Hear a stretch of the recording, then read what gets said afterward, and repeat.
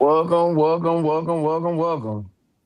Yes, indeed, to another edition of your two favorite heels, shooting the shit.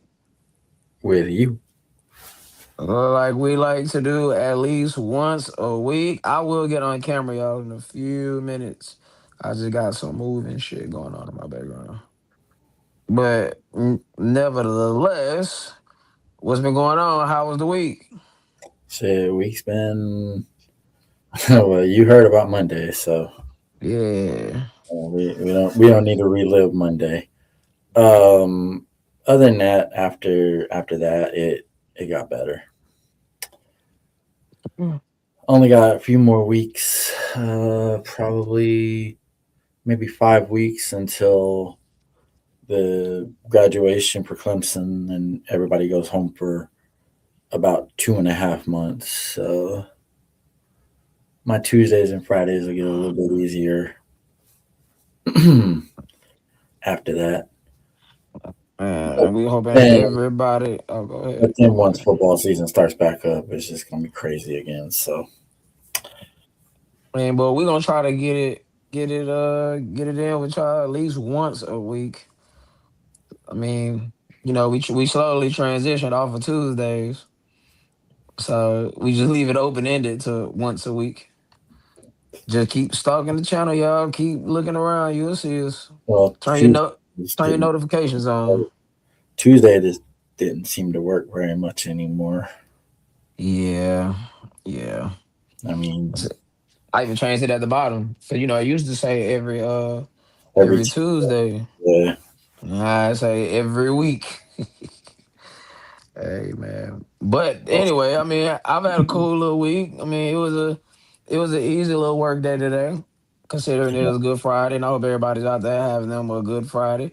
If you celebrate Easter, hopefully you have a good Easter. If you don't, I understand. But I gotta tell you a very interesting thing that happened today. So over by one of my stops, it's actually right around the corner from where I live now. They have a area where they do like events and stuff like that. Well, hmm today, as I was delivering a stop, they apparently were doing um, the crucifixion of Jesus. Guy was carrying a cross and everything, a bunch of people behind him, and I'm right in mhm. the middle of it delivering beer.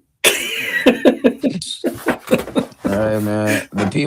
The people need their bill. The people Hey, needs it's their like bill. it's like my boy West, like my boy West likes to say, we're keeping the drunks happy. Come on, man. Gotta take a drink to that. But there is something that I failed to mention in the last couple weeks. What were your thoughts on the Ricochet shit? I Did you haven't hear about really that? heard. I didn't really. I kind of seen a little bit going on about it. So go ahead and go ahead and Long story enlighten. short, long story short, he was on Twitter and he was engaging with some fans, and then one fan had said something to him, and then he was like, "I'm glad you got it in. I'm glad you got MS." Oh, that Oh started a yeah, I did hear about shitstorm. that. Yeah, I did hear about that. He told somebody that he's glad that they got multiple sclerosis. Yeah, I saw that. hmm Yeah, I did see that. And then, Um, even if he's just saying that out of anger or whatever, it's just not the right thing to. It's not the right thing to say. right now, a little interesting take here. My dad actually, who's my senior, Michael Kennedy the Great Senior, he died from multiple sclerosis. So Mm. fuck Ricochet for that. But I would I'll never be say a I that would one, never be a fan. that one definitely hits home for you. Yeah, nah, I was never really a fan of Ricochet. I mean, he had a couple spots that were cool, the Rumble spot with him and Logan, but for the most part, I mean, I'm not gonna front like I wasn't a fan. I mean, hell, I'm not I saying you liked his are, wife more than I liked him. but yeah, but I mean, I liked him. I thought he was a pretty cool professional wrestler. I mean, some of the acrobatic things he does, it's ridiculous, honestly. But in light of that, fuck him. Yeah. So anyway, with that being said, this where you want to start, bro? You want to start on SmackDown? We could start with SmackDown. Sure. Let's see here. Where do I need to start here? I don't really have too much for SmackDown outside of Sami Zayn is their new United States champion, which I'm not gonna lie, like now that I sit here and think about it, can you hear? Well, yeah, I'm still here. Now that I sit here and think about it, lately, like the last year, 2 years, hey, a lot of these titles been changing a lot of hands. They have. Like there's no I mean, I get we can't get the Roman title reign again. I get that. But some it's like 6 months, 4 months, 3 weeks. Well, apparently they are um, not wanting to rush Carmelo versus Trick.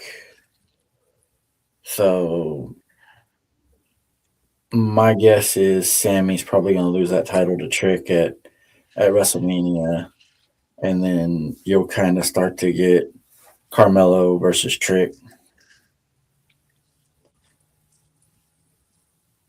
But we'll see what happens. I don't even think you'll get it then, like right after WrestleMania. Yeah, I That's wouldn't even be not you, right? surprised. I said after WrestleMania, sometime after WrestleMania, we'll start to go that way. Maybe a SummerSlam match. I don't know. Yeah, you gotta have something for 2 nights of SummerSlam. And what do you think about the the lamest pull apart brawl in the history of the company, man? Between Randy Orton and Cody Rhodes.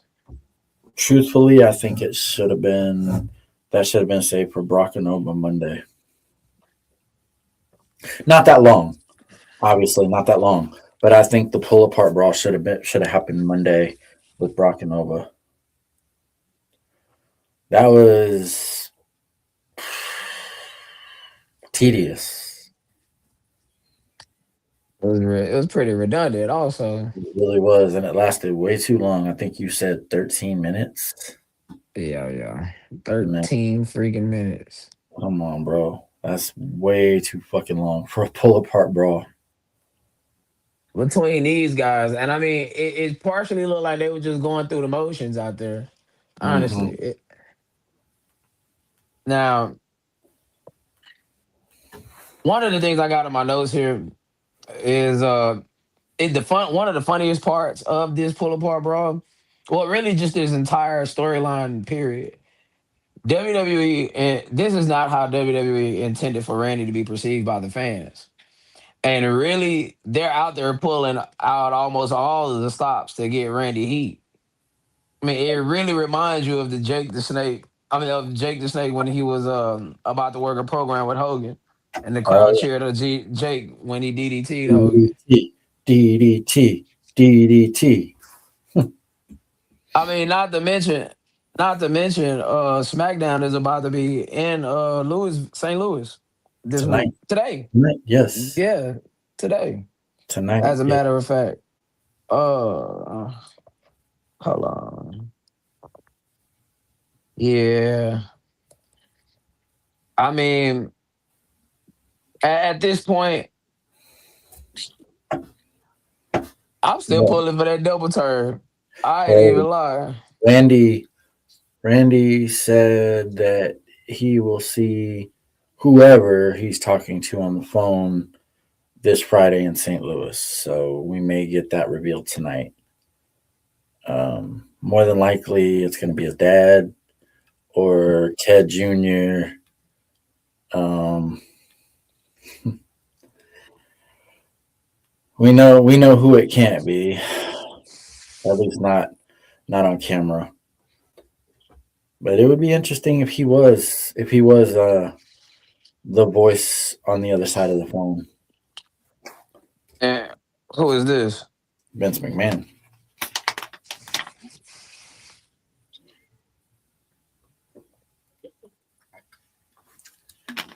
I mean, Stephanie coming out. I Stephanie wouldn't. coming out Monday. Stephanie coming out Monday the way she did. It would make sense. I mean, I can't. I wouldn't. Let me say that. I wouldn't use the word they can't. I mean, they can put whoever they want on television. Now, how it would be? Oh shit! Now, how would it be perceived? Now, that's a different question. I mean, I keep bringing up. I mean, we've talked about this offline. Um, I keep bringing up the backlash that happened when Brock came back, and yes, he was under contract, but a lot of people were like, "Oh, okay, so I guess we're just gonna forget that Brock was mentioned in this lawsuit and just whatever."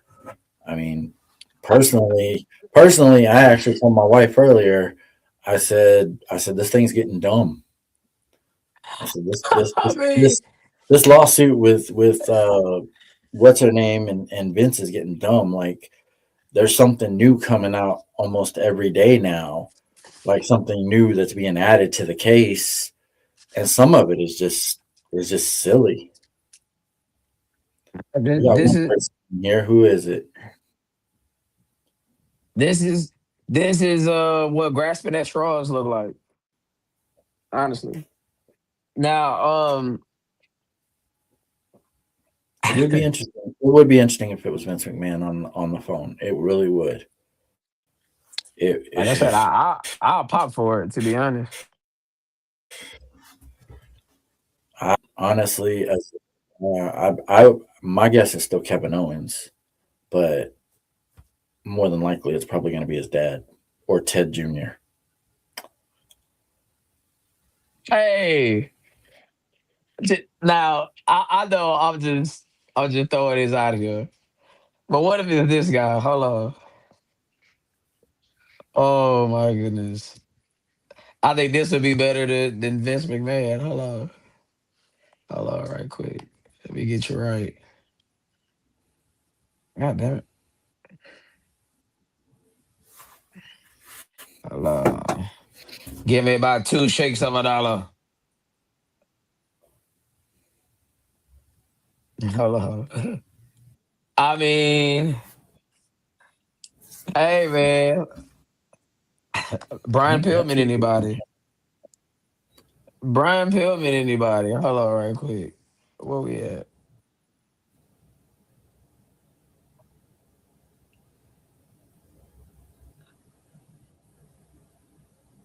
What if it's this guy? I've actually heard his name come up, but he just won a title over. Uh, he just won a championship a couple of days ago in Hmm. a whole nother organization. It could still be him. I mean, the voice or the voice on the other end of the phone could be anybody, but it has to. But if he's saying, "I'll see you in St. Louis," then it's going to have to be somebody that's going to be on camera, possibly. And carrying Cross would Well, be you gotta be on camera. Cross. Cross would be amazing if it was him. Where's WrestleMania again? Hmm. Where is he from again? Hmm.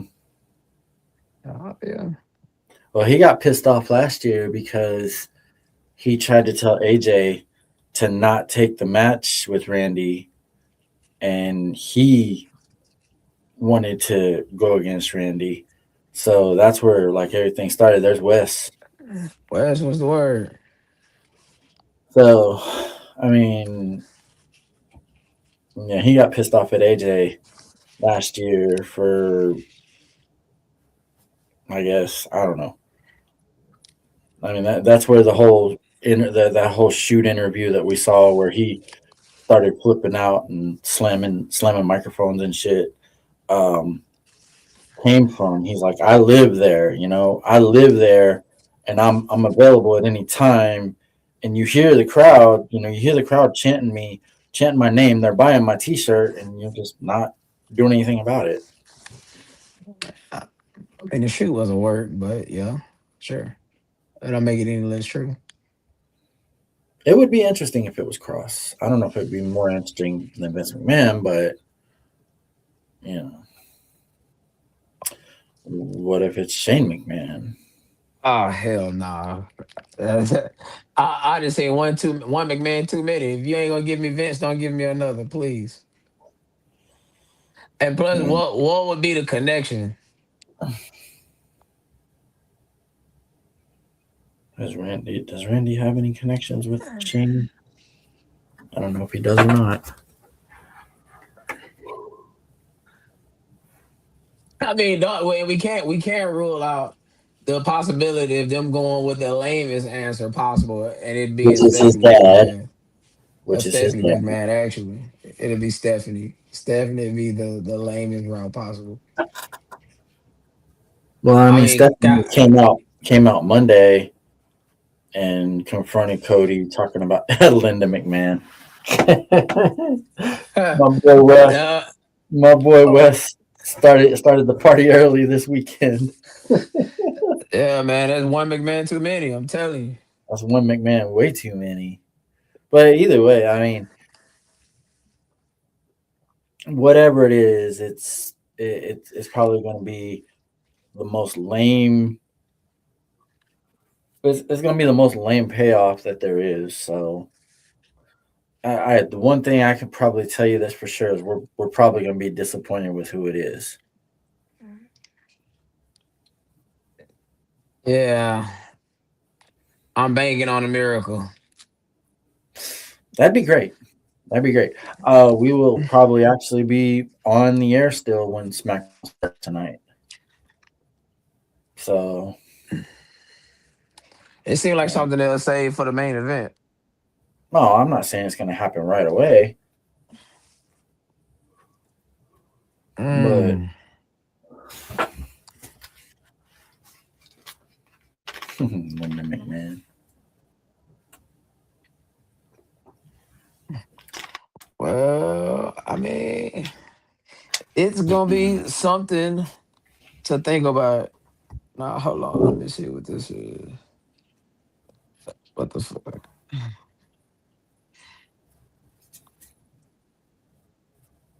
What the? Okay, now I think I know what that may be. Actually, I don't. But The fuck is this? SmackDown Oh, was SmackDown was SmackDown what? continues to dis- SmackDown continues to disappoint, and it's a 3 hour fucking show.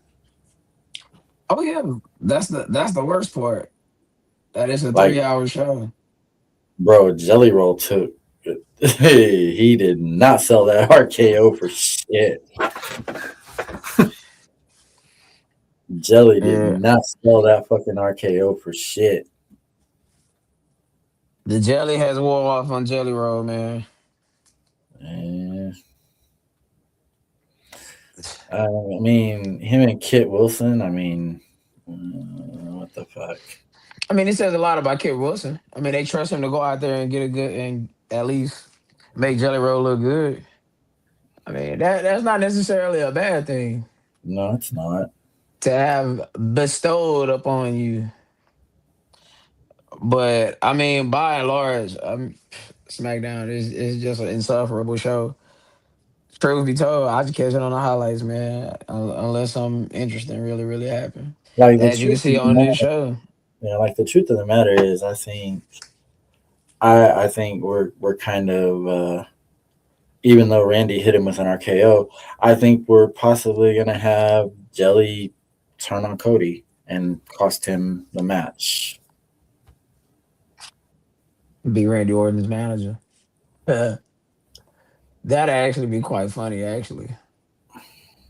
I mean, it's the kind of shit that we're just Oh my fucking god. What if that's the man on the phone? jelly. What if it's Jelly Roll? Well, yeah. I mean, that'd be hilarious. That actually would be the lamest reveal That would ever. be that'd be hilarious though. That would be freaking lame. That would be hilarious though if it was Vince. It'd be like, "It's me, Cody. It was me." All along. Oh shit.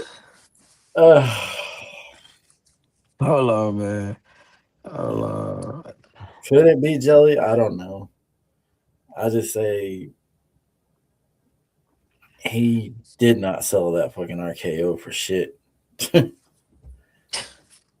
That RKO was. Hey, it might be a workaround. And the RKO was just a diversion. That sounds like some shit Triple H would do. He plays it safe. About as safe can be. Yeah. That'd be interesting if it was Jelly Roll. I mean, Jelly Roll's there, and then he's talking to him. I don't know, dude. That shit, that shit could be, That's funny. It's Bunny turning on Jelly. Bunny is his wife, in case you don't know. That's hey funny. man. That's hilarious. Yeah. I can't say that wouldn't be interesting. I can't say that it wouldn't be. I mean, would I want it? No. But I can't say it wouldn't be interesting. I mean, you can't say it's nobody. I mean, he pretty much gave it away that it's a somebody. There's somebody on the phone. There's somebody on the damn phone, but we don't know. We don't know who it is. Obviously, I'm still holding out hope that it's Kevin Owens.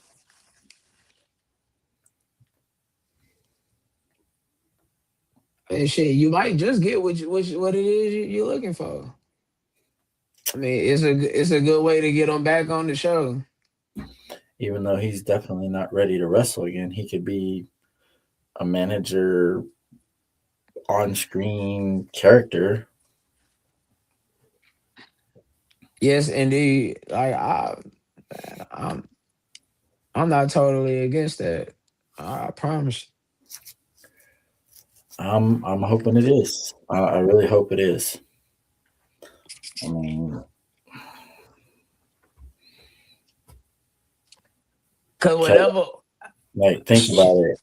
Who the fuck is that? I don't know, but you're here. That motherfucker. Hey, back to you. Nah, he's obviously a Goonies fan. Hey, you D- guys. But yeah, KO would definitely be like, man, that would be great. It would be great to see KO again. It would be great to hear his music again.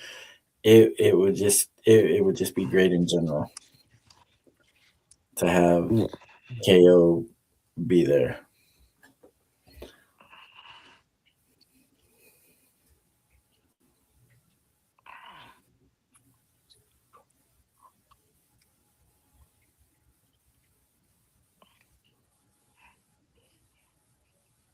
Indeed.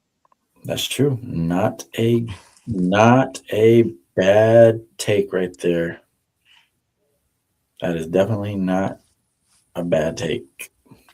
Yes, sir. Yes, sir. Yes, sir. Yes, sir. Face on Orton and give us the match. We were supposed to get it last year at WrestleMania, yeah. Because I remember the package power bomb or pile driver that he did on Randy. Yeah, we were supposed to get that. But I mean, they said that KO's neck injury is kind of similar to Edge's, so I don't think we're going to see KO in the ring anytime soon. But I mean, there's hope as long as they don't say like Big E. You know, Big E, he kind of worse for wear here. mm, So I mean, there's always hope. But moving on to I was Monday just Night we have Raw. I say we're 26 minutes in and we're still talking about SmackDown. I'm like, come This on, is a bro, what are world we record. doing? This is a record, man. They Shit, said it's it's the first definitely time for everything. out of the record. Yeah, I mean, we had another fucking beatdown by Jade on Rhea. I mean, whatever. Yeah, like no, for real. That's exactly how it is. Like, yeah, whatever. Like It's it like, um, yeah. All like right, Raw. it is what it is. But anyway, Monday Night Raw was live from Madison Square Garden in New York City, boss. That one there too. March 30th, 2026. 18,171 fans in the building. And the show opened up with the WWE champion. Brand split be damned. Here comes Cody Rhodes. Mixed reaction, but more cheers than boos. Cody Rhodes, so the world's most famous arena. What do you want to talk about? Instantly interrupted by Stephanie fucking Stephanie, McMahon. And it's 2026, and the McMahon is on my television. Just what the fuck is going on? But now, when she came to the ring, low key, it did sound like Steph was more over than Cody. But Cody says he's surprised to see Steph, and Steph says last time she checked, her last name is McMahon, and this is the house her grandfather built. Cody Rhodes. So, Steph, what do you want to talk about? I want to talk about you and Randy Orton, WrestleMania.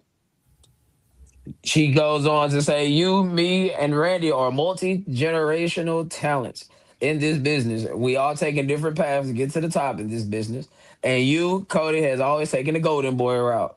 You always try to see the best in everybody. But, but, oh shit. Steph proceeds to put over Randy Orton evil ways. Dusty can, and then she immediately goes to Dusty can get down and dirty with the best of them, and it's clear as day you are not your father. So I'm, tired of I'm this getting is a so Dusty tired of overkill Dusty. I'm because so tired of Dusty being used in storylines involving Cody. it's overkill. Like you did in ways you can't imagine. Anyway, this version of you cannot be this version of Randy Orton. Crowd start cheering for Randy. Cody runs down all of Randy Orton's accomplishments: multi-time WWE champion, Royal Rumble winner, et cetera, et cetera. And he brings up their angle, Stephanie and Randy from 2009. And she said, well, as Cody says, I'm not my father. You're right. But Stephanie McMahon, with all due respect, you're not yours either. A subtle Vince McMahon reference. And of Slaps course, Cody in she the slapped him. face. Yeah, the proverbial Stephanie slap. And we get a reference to whom Randy is on the phone with and says he's listening to the voices in his head. But most importantly, he ain't the one controlling him. Steph walks away. Cody pulls her back and he says, I have two words for you. Thank you. The crowd yells, "Suck it!" The best, and honestly, in my opinion, besides the indirect Vince McMahon reference, I mean, this segment was okay at best. Like, what's your thoughts on it? I mean, that would it would make sense if it ends up being Vince on the phone, but man, like, do you? Whew, I don't know if you take that chance and put him back on TV, man. What chance are you taking? Like that's what I that's what I'm trying to understand. Like what chance are you taking? Because the talent ain't gonna just be well, all of a sudden we don't want to do work. No, no, no. You are contractually obligated to do work. I know what you're saying. You're saying if Vince McMahon were to come back, then things might get a little bit better as far as the content that we're seeing every week. But I don't know if TKO would be willing to take that chance. I'm trying to understand the chance that they're taking. That was the question. That was the overall question. It's the What same is? thing that we talked about the other day. Like, you know, if okay, if it somehow is determined that Chris Benoit is in fact innocent, would the WWE ever acknowledge it? Would they, you know, I mean, and we're you talking about death and SA I know what you're saying, but like the lawsuit that alleged SA. the lawsuit that Vince has on him right now is getting more and more details added to it every day. This is exactly what grasping at straws look like. It kind of does. Oh, great. I have a cat coming in here. I mean, at this point, he ain't facing any criminal charges. So He's I not. mean, I I don't know. I mean, isn't I mean, didn't you say when we talked about this, like, you know, bad for business? I mean, you wouldn't. I don't know. I mean, I mean, without him, the business has been bad. it Honestly, has. like, but isn't WrestleMania It tickets has. slowly selling? Dude, they had to do a damn no fee, fee free Friday today, to where you don't pay any fees on your tickets. Like they're really getting desperate to try to sell out WrestleMania.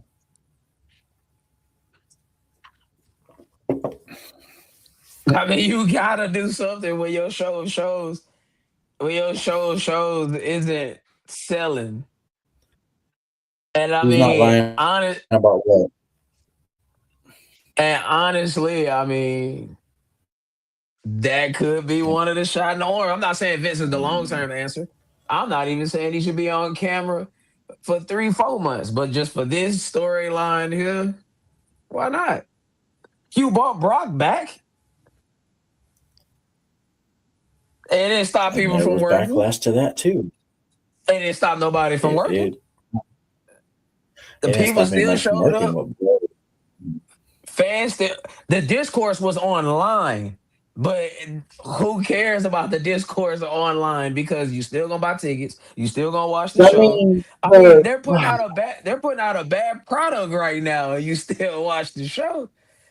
The yeah, product is terrible. I mean, the backlash came from the IWC, of course. Of course. Um, The same IWC who always complain about, oh, nothing interesting never happens. Yeah, it's so boring, it's so safe, it's so bland. But okay, now what's going on, Beard? But now actually a very interesting, and I'm not saying because I want it. Or I'm not saying I want it. I'm not saying it because I initiated the thought, but I mean, it's pretty creative, isn't that?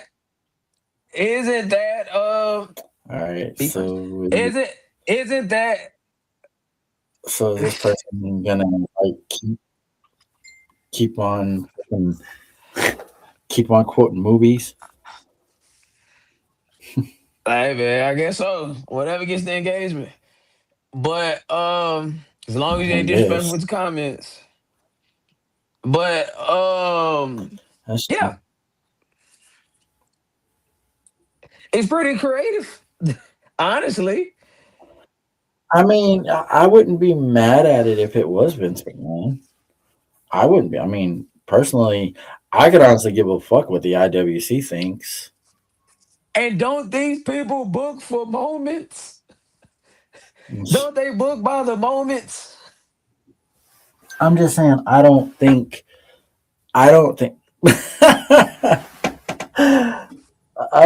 That now that would have got that would have got people talking. But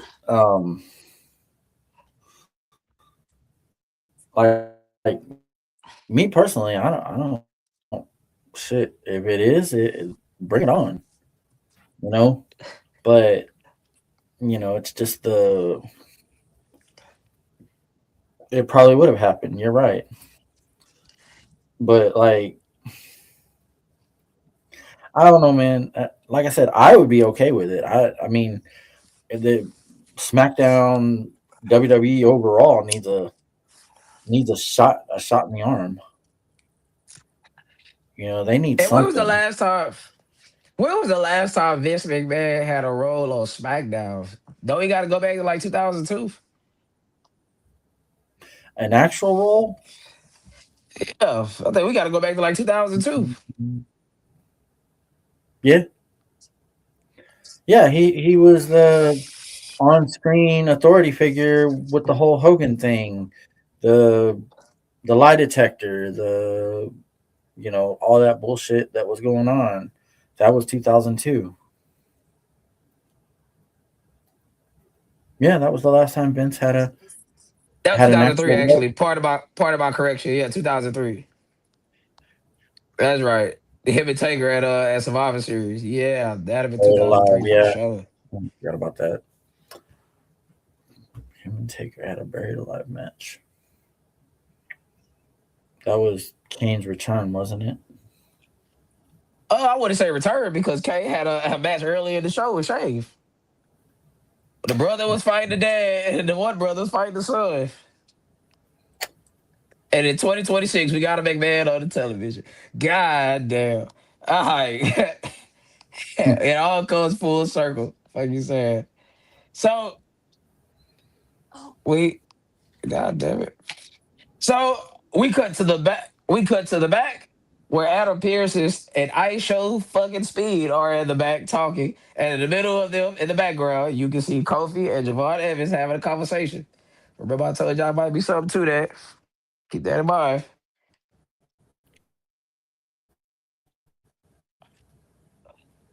Ice Show Speed is telling Adam he needs to talk to him. Adam asks, "Who are you talking about?" Hmm. Camera cuts, and it's Danhausen. Speed says, "Where have you been since last week? I've been missing flights, late to events, uncursed me." Danhausen tells him it'll require what it require. He had a list of unreasonable demands. Again, Speed says he can't. Adam says, "Don't worry about that. He got a front row seats to see the tag team championship match. What the fuck kind of front row seats are those?" And he has a guest commentator in Walks LA Night. He says he's gonna go talk that talk. Yeah. Hey, that's how I know that's my boy. 'Cause I definitely be saying you be talking your talk. For sure that they be listening to my conversations. Dan Hauser still there. Aren't you supposed to disappear? Nah, I ain't gonna lie. Like I'm gonna let the cat out the bag right quick.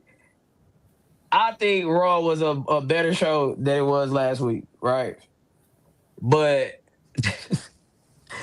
to say that you got somebody front row seats to see the tag team championships, doesn't that just sound like a bad thing? I mean, obviously we know how he played a role in the match, but just think about that in general. What if somebody told you they got you front row seats and then they immediately mentioned the tag team championships right behind it? I think you was a ticket scalper. Oh my mom. Yeah, Oh my fucking goodness. Uh what we got here? First match of the night, the Usos versus the Vision. tag team. Usos had for the tag team championships. Hmm. Usos have a new theme song. And we cut to commercial. We're back. Camera shows Speed and ringside. Out comes the Vision.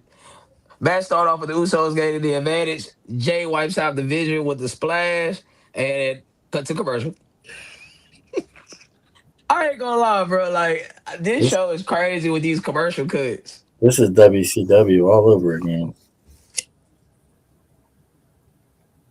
Nah, for real. So we come back from commercial. His weapons all in the ring.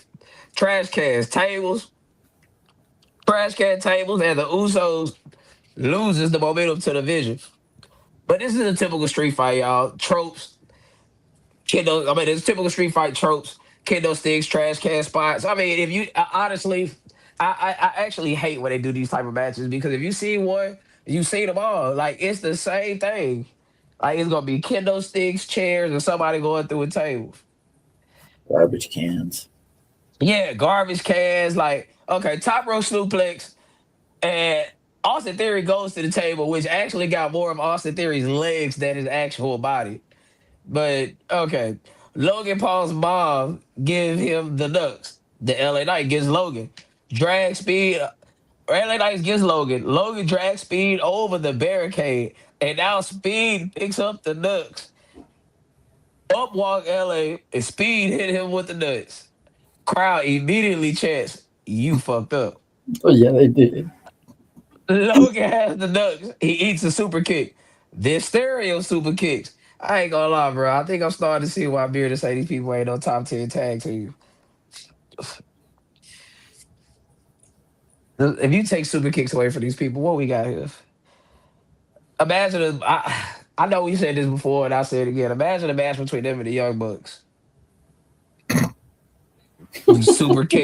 Super kick on the pole match. But anyway, People stick on Jade. Poland. There you go. So then stereo super kicks. Both members of the Vision. Spirit of Austin Theory. Jimmy goes for an outside splash on Logan just to be knocked out by Logan with the Nooks. Jay dives on Logan. Theory covers Jimmy, and the new tag team champions are the Vision. This match was decent. The finish was rather bland. What say you?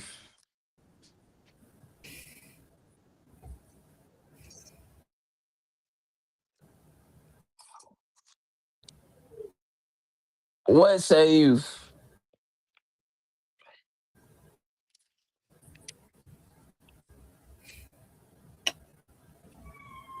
Oh, bro.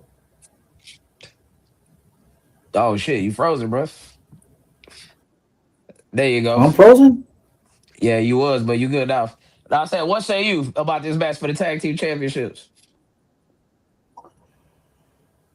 Well, I mean, any of us that knows and been paying attention knows that Jimmy's gonna be leaving pretty soon. So gotta get them titles off the Usos.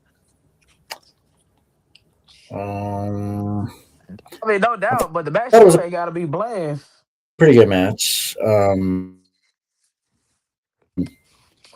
Ah,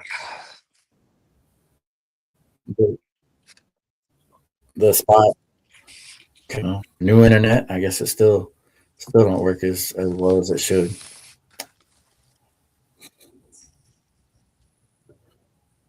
Am I on the right connection? Let yeah. me make sure that. Yeah, Matter I'm of on the fact, right let me one. say, chat, what did y'all Um, think?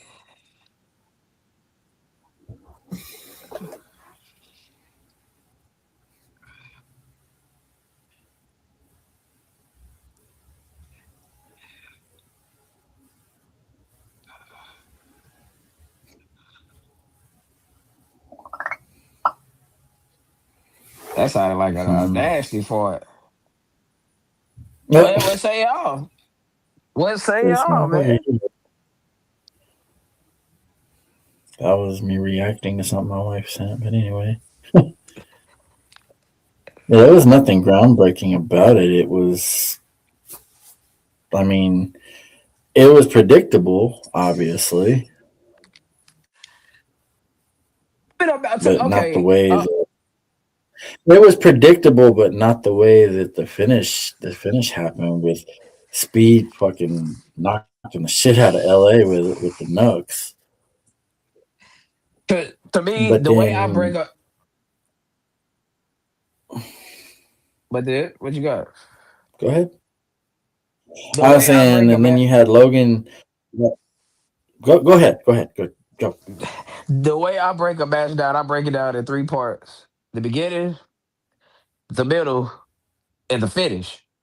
And the finish can change a good match to a great match, or a great match to a good match, or a good match to an average match. You see what I'm saying?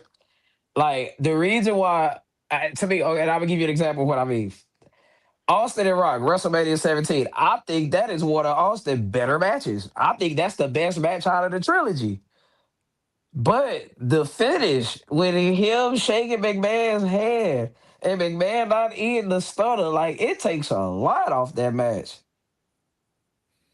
Like Mm, it, it should. I'm not saying it should go in the veins of Austin and Brett, but and I'm definitely not saying it's Goldberg and Brock. I'm definitely not saying that. But that finish, it leaves a lot to desire, man. Even all these years later, 25 years later, ironically. Damn, it's today today? Nah, hell no, we in April. Well, yeah, April 1st. Damn, but it passed already. But anyway, 25 years to the day, it's still a finish that got a nasty taste in your mouth that make the match be like, uh, like the build up to that match with was amazing.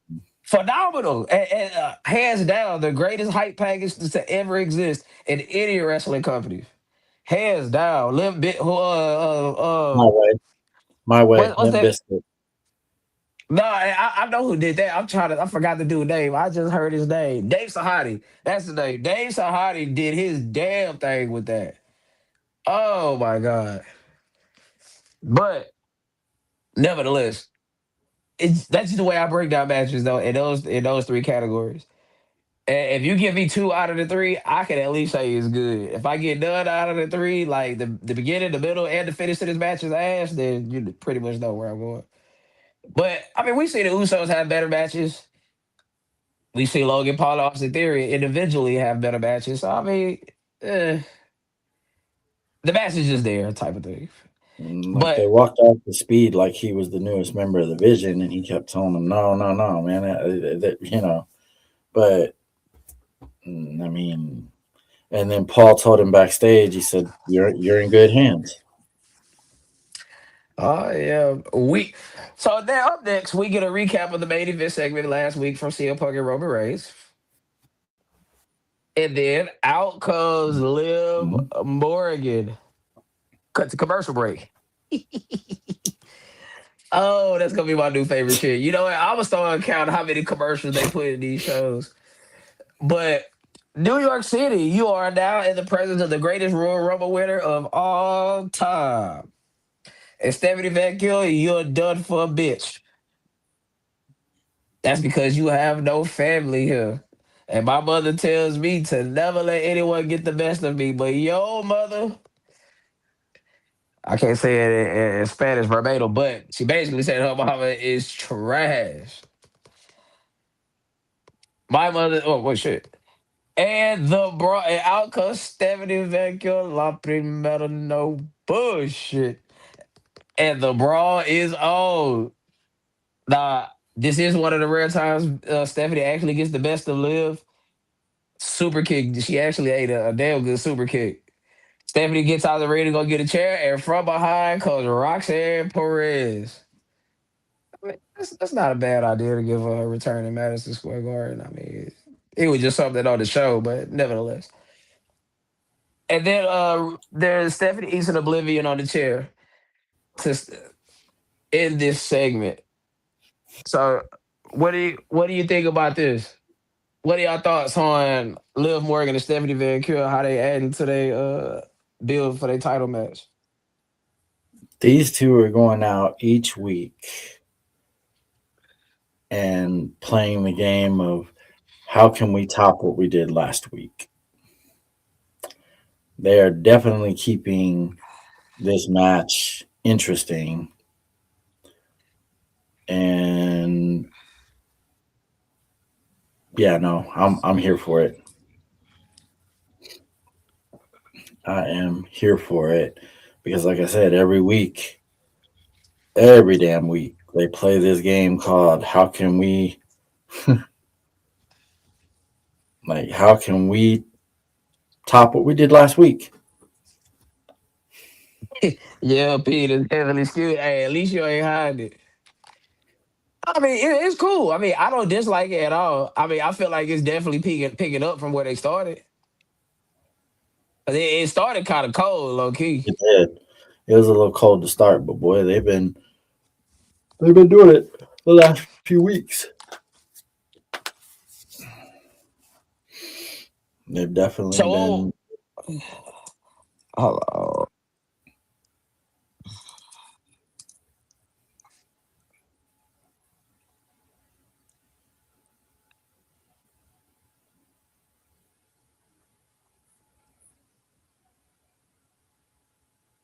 what would y'all like to see him do next? Hmm, parking lot brawl,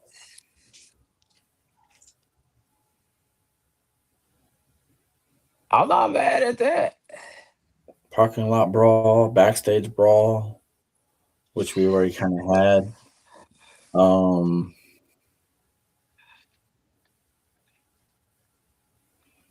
don't need a pull apart brawl. A parking lot brawl would be interesting. The rating of the show dictates I can't ask. That's pretty funny. That's pretty damn funny right there. Ooh, that would be. She'd be like, "Who's trash?" Yeah, man. That's what I like to see next. Never know. Yes, sir. So, these have. So next we get a recap of the Seth Rollins and Paul Heyman segment from last week. Then we cut to the back where the Vision has the tag team championships. And Speed says he did not mean to get involved. Heyman, Paul Heyman, says, relax. You're in good hands now. You are with the tag team champions. And Heyman tells the Vision to take Speed out for a dinner. Then then they walk off, Heyman says, the Usos are gonna kill him. Heyman turns and he's startled by Adam Pierce. Adam says, did you check your email? Did you send me an email? And he asks, he said, did you send me an email to ask me out on a date? I said, there's something wrong with you. I said, well, you can write it on a memo and send it to me via email, and then walked off. Up next, we had Bailey and Lyra versus the oh my God, the irresistible forces for the women's tag team championships. And this is literally what I wrote down. Lord have mercy. I don't give not one single solitary fuck about this match or this program. I don't have any notes for this. What the fuck is this gear Nia and Lash got going on? Fuck finish anybody. Now I'm writing this before the match even kicks off. I'm like, yeah, man, this is obvious to know this is going to a fuck finish. And predictably so, out comes Charlotte and Alexa, plus the Bellas, and the women's tag team champions take them out. And Alexa runs in for the DQ. Good God Almighty, this was shit. This was shit. This was dog shit. Dog, I'm sorry. I'm not going to even call it a match. But I out of they're going to be according to what's being alleged, there's going to be 14 matches on WrestleMania, 7 matches a night, including the women's tag team championship. And I swear I don't give a damn. Like I'm probably going to. I can't say what I'm going to be doing online while that match is on, but just know. RVD would be in the spirit. Hmm. Cause God, bro, like honestly, I'm gonna go ahead on and say it. I'm gonna go ahead on and say it, man. They just need to go ahead on and do away with the women's tag titles. Now I know they're not gonna do it, but they need to go ahead on and do away with it. Like honestly, no bullshit. Honestly, those tag titles have not been the same since Sasha Banks and I forgot about to call this girl name Olivia. Naomi had them before they walked out. It has not been interesting since then. Not No, even the Becky Bailey shit because Becky Bailey, Becky and Lyra shit because the tag titles were just used as a backdrop, an angle.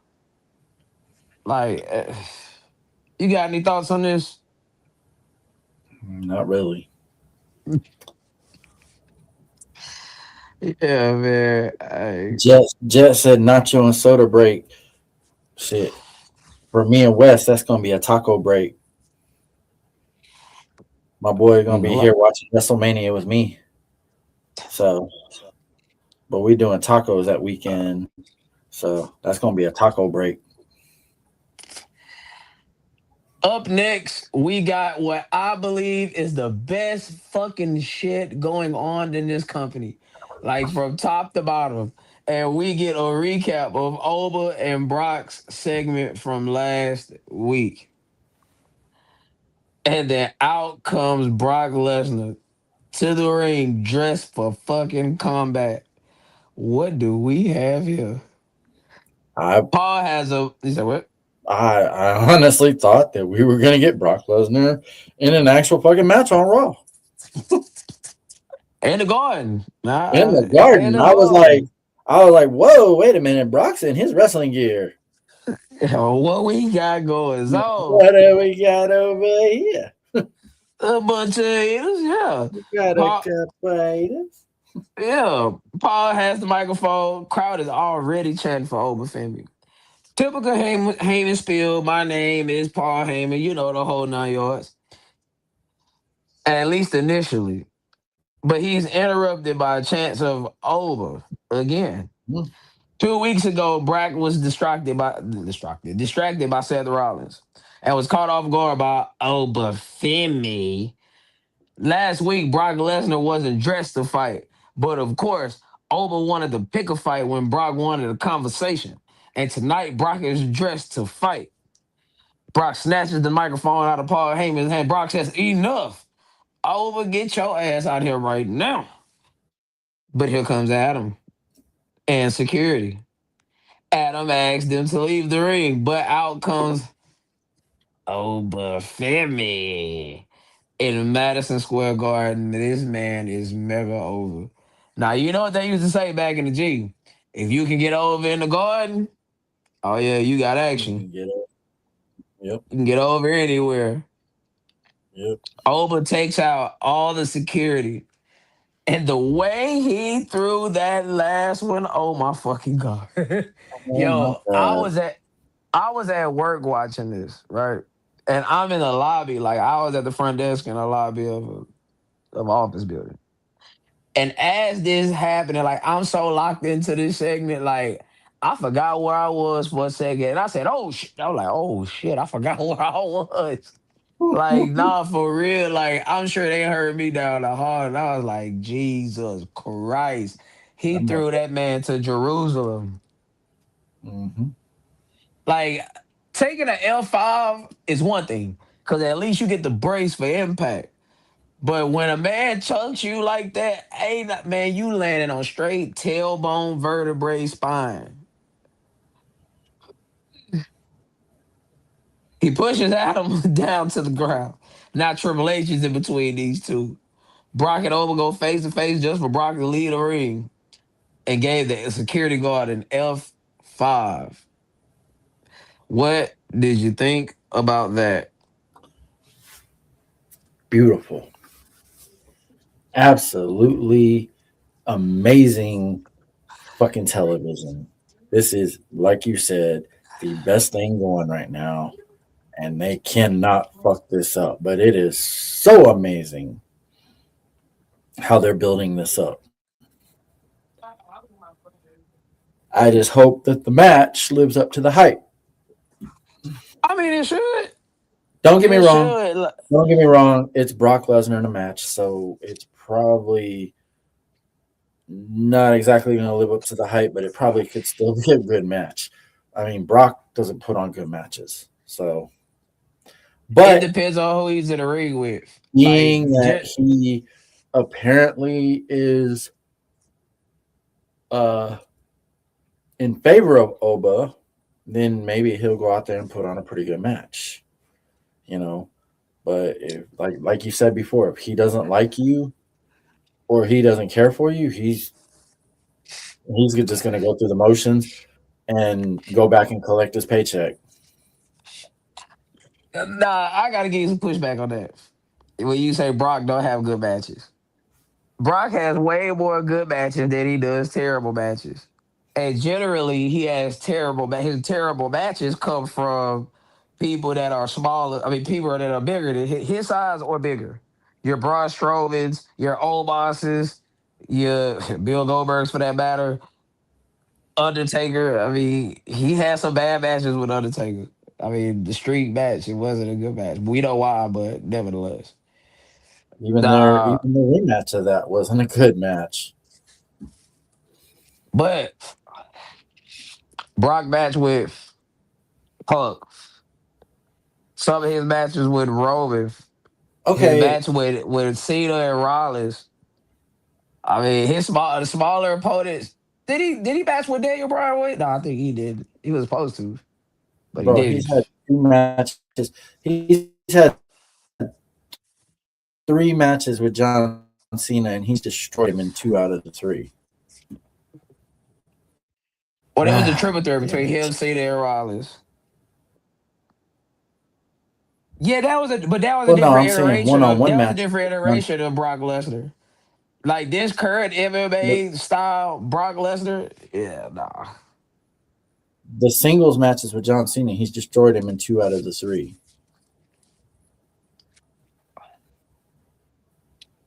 But the Extreme Rules match was fire. Just the wrong winner. Brock should have won that Mm, match. he And the probably should build have. the build to that match was fire too.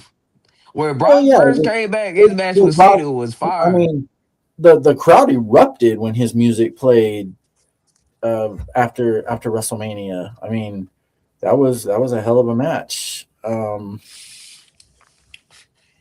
His match with Punk was fire too. The WrestleMania or not? It wasn't WrestleMania. It was SummerSlam, wasn't it? Yeah. Also, he did match up with Daniel Bryan. Yeah. Ah, them shits was All fire. right, all right. I stand corrected. Brock does put on some pretty good matches, but I think what I was trying to say is if he's in favor of you, then he'll put on a good match. Otherwise, he won't.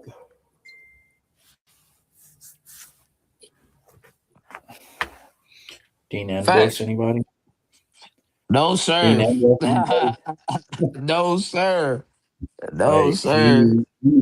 he wanted nothing to do with Dean Ambrose. Yeah, absolutely not. I think he only had one good match with Triple H, though. I didn't too much care for his shit with Triple H. The one where he F5 Shawn Michael out of the slacks. Hey, cuz. Yeah, that was. No, no. I mean, I stand corrected. Now Brock has had some pretty good matches. He did have a pretty good one with Cody at SummerSlam.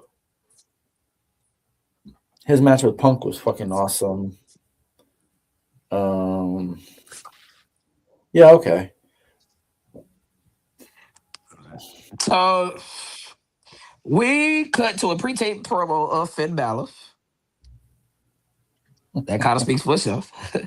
He said, given how And Ambrose booked himself in AEW, Brock might have been onto something. That's funny. Facts. Hmm. We cut we cut to a pre-tape promo of Finn Balor, whatever you want to make of that. Out comes Penta for his match versus Kofi Kingston for the Intercontinental Championship. Kofi goes for an athletic roll. I mean, like it wasn't really nothing spectacular at the beginning, at least. Kofi goes for an athletic roll and get kicked in the stomach. Kofi goes to the top rope and eats another kick. Eats another kick by Penta. Penta goes for the Penta driver, which is countered. And Penta goes for a pinfall, gets a 2 count. Penta goes for the Mexican destroyer on the apron, which was countered into a back body drop. I ain't gonna lie, I've always thought that spot was rather gnarly, man. That's a tough spot to take. That is a tough According to spot. this, according to them saying that the edge of the ring is the hardest, and you got a little room for error, a little margin for error right there, man.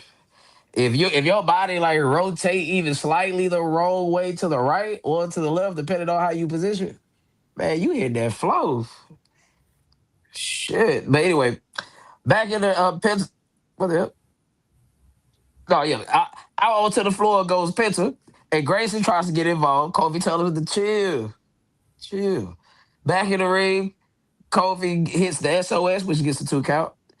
Penta rolls out to the and Penta rolls out in the ring where the again where Grayson is trying to fuck with Penta and Kofi says, "I got him, dummy.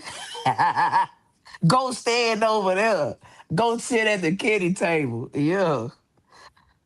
Put my boy on punishment out there. I Kofi goes knew for it you were. over. I knew you were going to work that into the show. I just knew you were going to do it. Especially after we started talking about it the other day, I knew you were going to work that into the show. Yes, sir. Hey, man, some of the spots are predictable, man. Go sit at the candy table. Did you tell him my name? No, Vic. Yes, you did, Uh, you stinking coward. I smelled it yeah, on you yeah, when you walked in. yeah. Oh, shoot. Okay, so Kofi goes for an over the top rope splash, which was countered by Penta. Grayson stands over by Kofi, which he ends stands over Kofi, which he ends up eating the Mexican destroyer. Penta rolls Kofi in the ring. Penta goes to the top rope. When he comes off the top, he eats a trouble in paradise, which was actually a pretty cool spot, It by the way. was. It Penta was. kicks out at 2.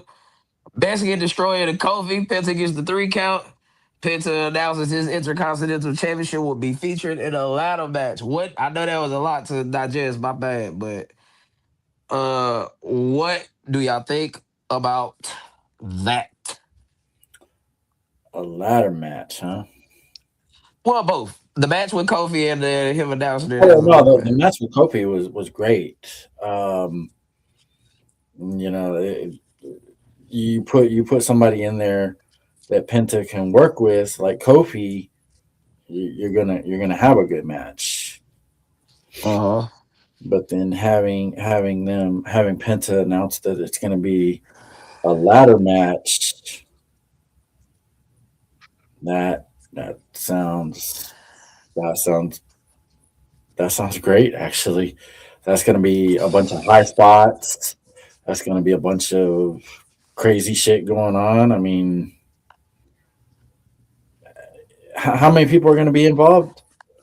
5 or 6, I believe. It'll be Javon Evans, Penta himself, obviously.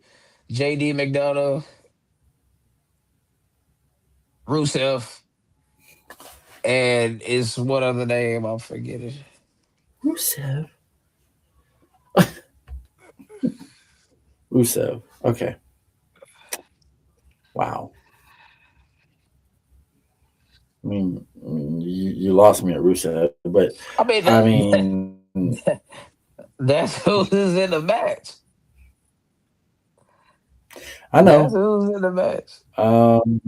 This could possibly be where Javon may help Kofi Oh, Dragon Lee. win. God damn it. Dragon Lee. Dragon Lee. This Now, could Kobe be not in where there. we. Oh, Kofi's not in. Okay. Why Uh-uh. is Kofi not in it though? That just doesn't make sense. Yeah, I don't know. Or or you said the spot. Maybe you just got it backwards. This is where Kofi helps Kofi Javon helps Evans. Devon Evans win the match. Okay. There's something to that. I'm not letting that go. I think it's something to that because it's been shown in too many segments for too many weeks. And you know how these typical storylines go. People deny, no, no, Well, it's no. like somebody told Javon Evans a couple weeks ago, or a few weeks ago. It wasn't Kofi. It was somebody else. It was I can't remember who it was, but said being the good guy is only going to get you so far. I think that was Kofi. Oh Was no, I it think that was Kofi? Randy. I think it was Randy. Yeah. I think it was Randy. He told Javon Evans said being the good guy is only going to get you so far. So there's probably definitely something to it. Maybe we're looking at the newest member of the New Day. Maybe we're going to get a New Day resurrection. I don't know, but I'm here for a six-way ladder match minus Rusev. Um, I mean, could have had I, one more smaller wrestler in there. I'm You know, I ain't gonna lie to y'all, bro. Like, I ain't gonna lie. I want it to happen. And I know I'm kind of again letting the cat out of the bag for the WrestleMania predictions, which we're gonna do in like 2 weeks or a week, whatever. The week before the show. The week of the show, I that's should say. 2 weeks. That's Uh 2 weeks. uh um yeah, I am pulling for Javon Evans. So am I. I'ma die. I'ma die. Rusev ain't winning. He ain't winning. He's not winning. Hey, me and Pooh Shiesty gonna be sharing the cell on my mama. We gonna up that bitch on Triple H. No, Hey, yo, cuz I'm running all I'm all in on Javon Evans winning that match. I'm running all Hall of in. Fame ring. I Oh am man. all in on it. That's the Yeah, man. Javon Evans is definitely my pick for that match. I love Penta, but I'm all in on Javon Evans. Nah, if he does turn heel, he's not gonna be bouncy. He's not gonna be Mr. Bouncy anymore. He don't need to be. Load up the shiesty. Oh, mama. FDO on Triple H ass. It's really time to play the game.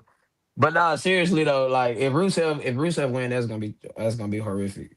That's gonna be ass. It's gonna be horrific. Oh, gonna Nah, be no. hey, come on, dog. That's not what I'm talking about. That's what I'm talking about, man. Like, I honestly think Javon Evans being a heel, and I mean, like, come on. I mean, we know he could be a babyface, obviously. I mean, we see it. Shit, turn his ass. I mean, again, I think he is fuck. I just said it last week. He is Kofi Kingston with Shelton Benjamin's athleticism. Just with way more personality than Shelton Benjamin. Oh my god. He said hot sauce on the cedar going crazy. That's funny. Hey man. Hey, if it does happen, you got to record it.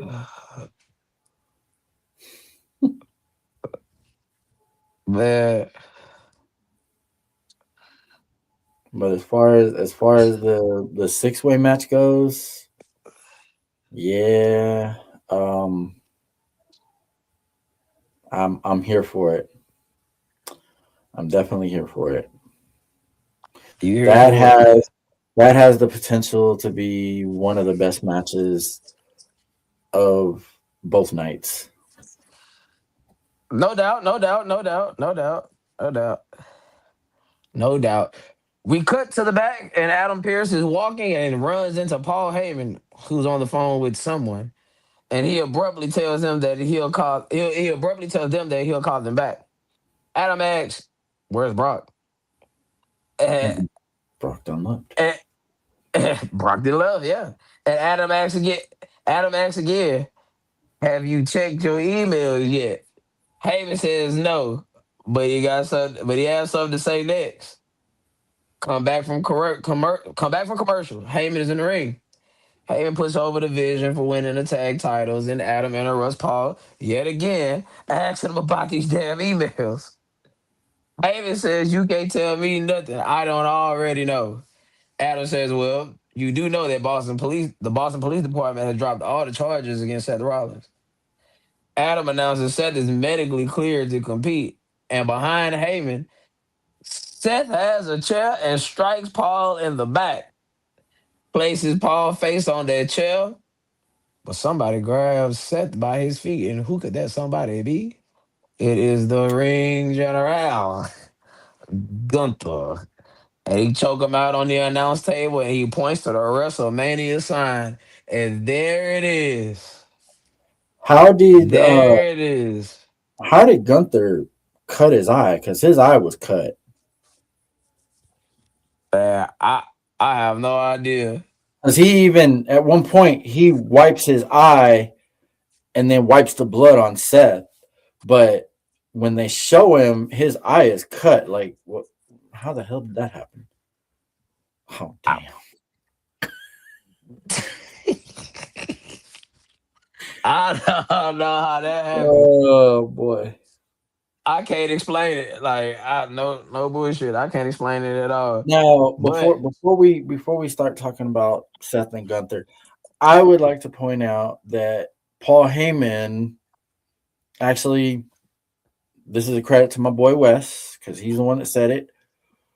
Paul Heyman's been taking a lot of bumps lately, a lot. Like man, usually he doesn't take bumps in succession like that. It's usually like one bump and then like maybe 5 years later he takes another one. But he's taken several bumps in the last 3 4 weeks. So he's taken a couple of the chair shots. He took the stomp. He took the punch. So boy's doing it. Seth and Gunther. I'll let you go ahead, get it out. Pause. Boy, you talk about something coming out of left field, boy. That one, I could have sworn when Seth got grabbed, that was Braun motherfucking Breaker until I actually saw who it was. I would have never thought it would be Gunther. I mean, Now there's also no story there. There's nothing. But hey, we're gonna we're gonna throw a match together at WrestleMania. I'm not saying I'm not there for it. I'm just saying most matches that you get at big shows usually have a story to go with it. Now you can manufacture a story as you go. You could throw something together to kind of bind them, but I mean, I think it'll be a pretty damn good match, honestly. I mean, and that's the whole point. Like, like I get it. You know, typically we want shit. Typically we want every match to have at least some sort of story to it, right? Sometimes some things just work itself out, and I guess this is just one of those things. And plus, hold on, this is important to note. Braun Breaker is actually, yeah, exactly. I was about to say it. Braun Breaker is cleared to compete, but they don't want to rush Seth and Braun. I get that.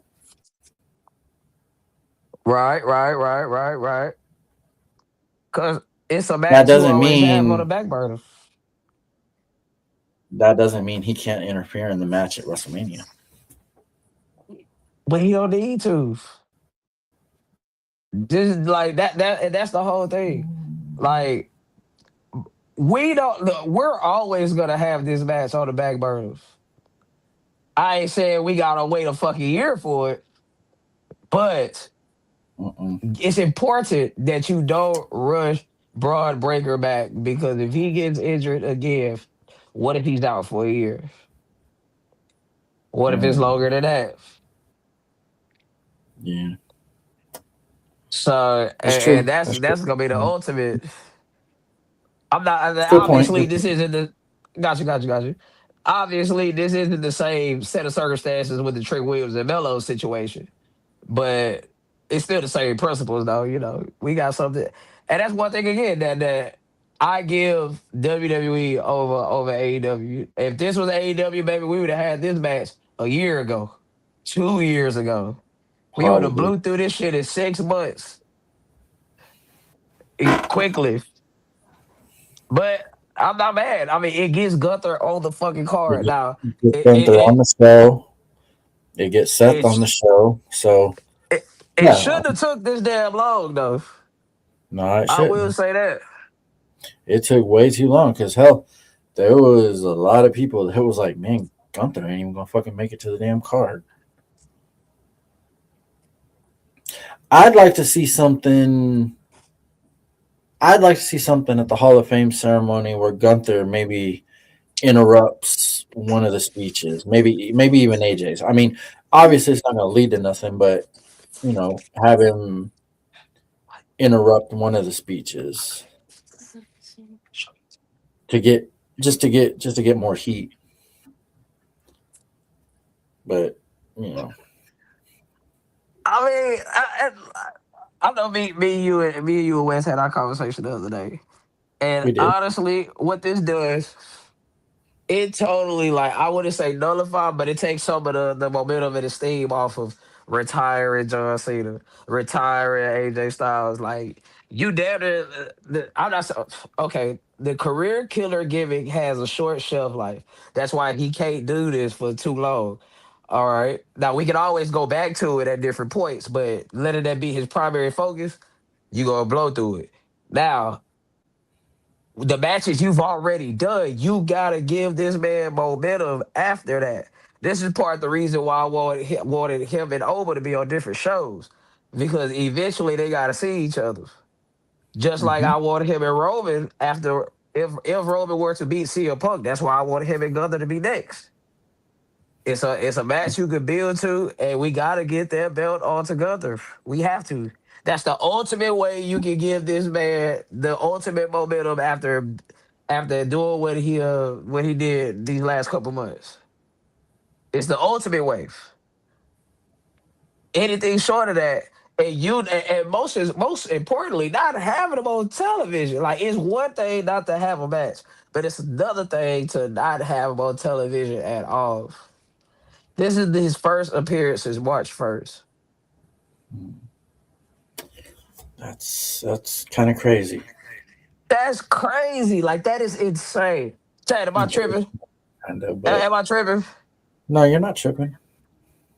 Well, no, I got you. I know me and you on the same wavelength. I'm asking the chat. Chad, am I tripping? Let me know.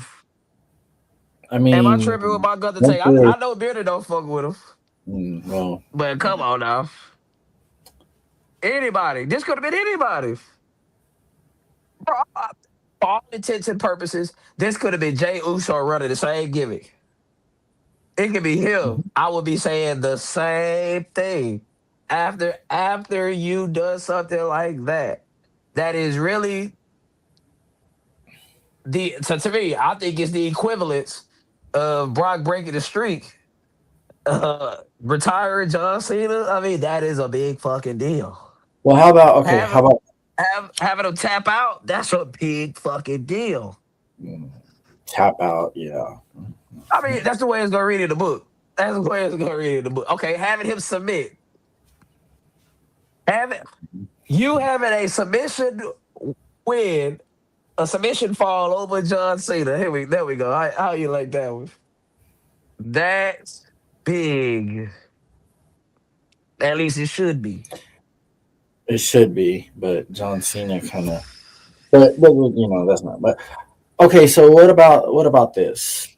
All right, so Gunther beat Seth. All right, obviously, there's only one way this match can go, and that's for Gunther to beat Seth. Gunther leaves Seth laying in the ring after he chokes him out. Seth gets up, starts to go up the ramp, and boom, he gets hit with a spear by Braun Breaker.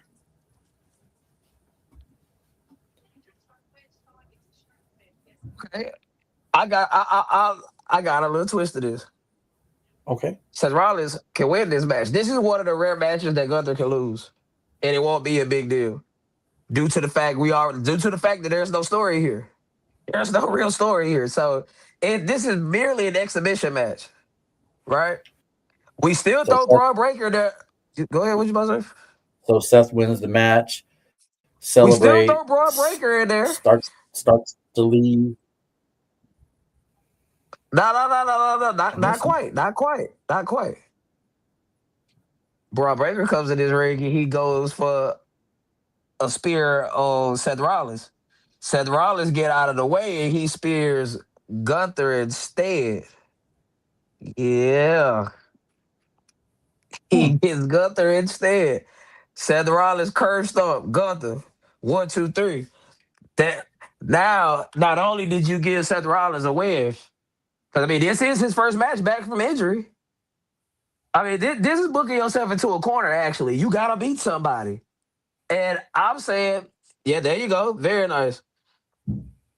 So now I'm saying, shit, there's a great way that you can actually book something rather interesting because it actually puts the vision in the middle of Gunther and it puts him in the middle of Seth Rollins and it gives Gunther something to do until we get to this program with Roman Reigns. And if he's intertwined into this storyline with the vision, it guarantees he's on TV. It guarantees you that. And it kind of give the vision some juice. Because I mean you share the screen with Gunther. I mean, it's your idea, just a little tweak to it. I Mhm. like that. Now that I say it,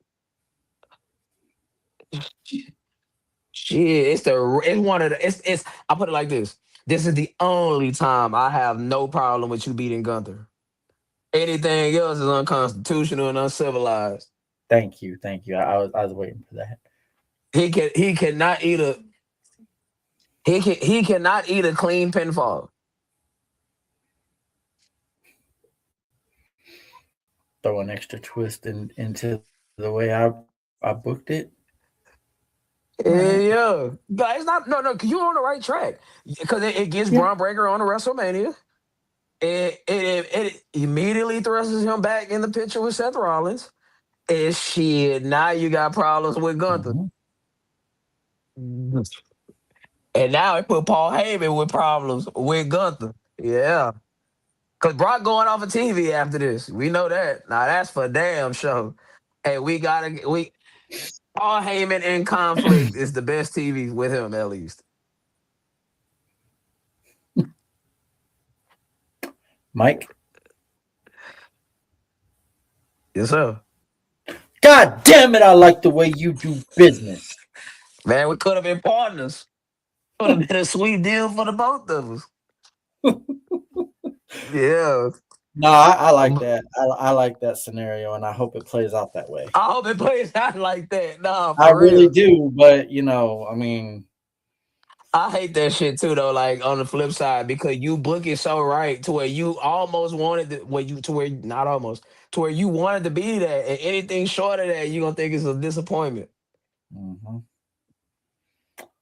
Damn, We can only hope it plays out that way.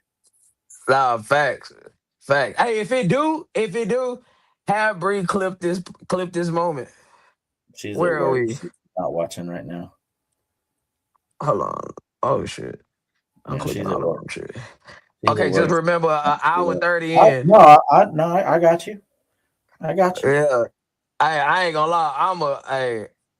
I'm gonna go crazy if that's the actual thing we get. But anyway, up next we have Io Sky and Raquel already in the ring. Now, okay, y'all. I literally wrote this. Let me put my Rob Van Dam out right quick. 1 second.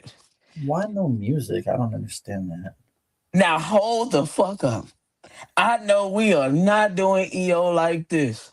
First off, she don't have a match at WrestleMania. Obviously not formally announced yet. And now she gets the fucking jobber entrance.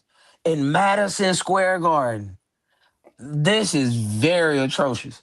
Her This entrance, woman is her entrance is a hype. Like it gets people hyped up. She comes out, doing all that, and we didn't even get it. this woman is a former WWE Women's Champion, WWE Women's World Champion. Man, we have to do better, bro. Like that's unacceptable. I mean, we obviously know. We obviously think that her and Asuka are probably going to have a match at WrestleMania, but at this moment, she's not on the card. So yeah, that just So that was highly disappointing, and like one of the things when I was like, I looked up and I was like, wait, what the fuck? I mean, So look, me, no shade on Raquel, bro. But if you did that to Raquel, I wouldn't be that mad. Like I wouldn't be okay, mad at did all. they actually get their entrance, but it just wasn't shown on TV, or did they just come Well, out to the fucking ring? I mean, now I mean I can only so judge it by the only way it was. only somebody at Madison Square Garden Monday night would know that, but like, I mean, I can why? only judge it the way it was shown on the screen. And we went to commercial. I'm back. They're already in the ring. So I mean, what the fuck? Yeah, What what the the fuck is fuck? right? What the fuck is right? Like Because that it shit it was. it, it really makes you wonder though if all that praise by Triple H for EO on Unreal was just a fucking work. It could be. Cause you was praising her, bro. Like, and then Mhm. maybe I'm making more of it than what it is, but I don't think so. Maybe not. I don't. I mean, I don't know. I mean, for her to get the jobber entrance, that's just fucking that's That's crazy. trash.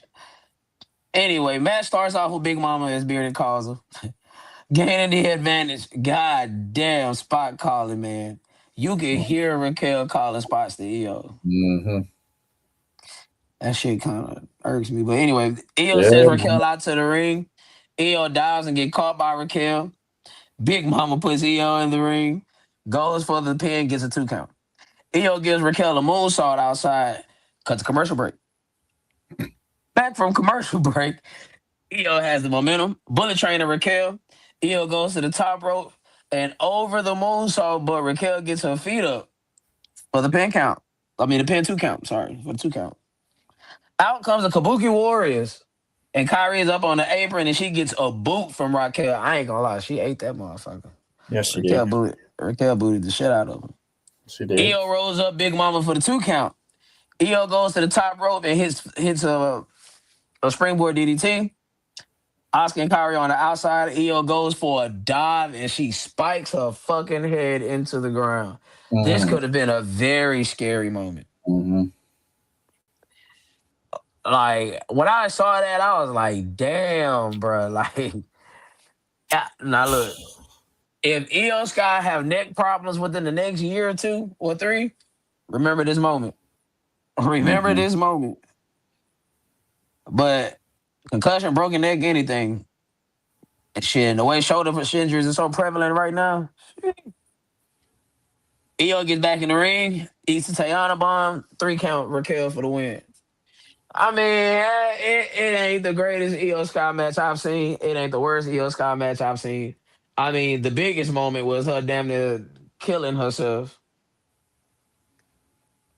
That I mean, golly, that could have went every which way but right. But what's your thoughts on this?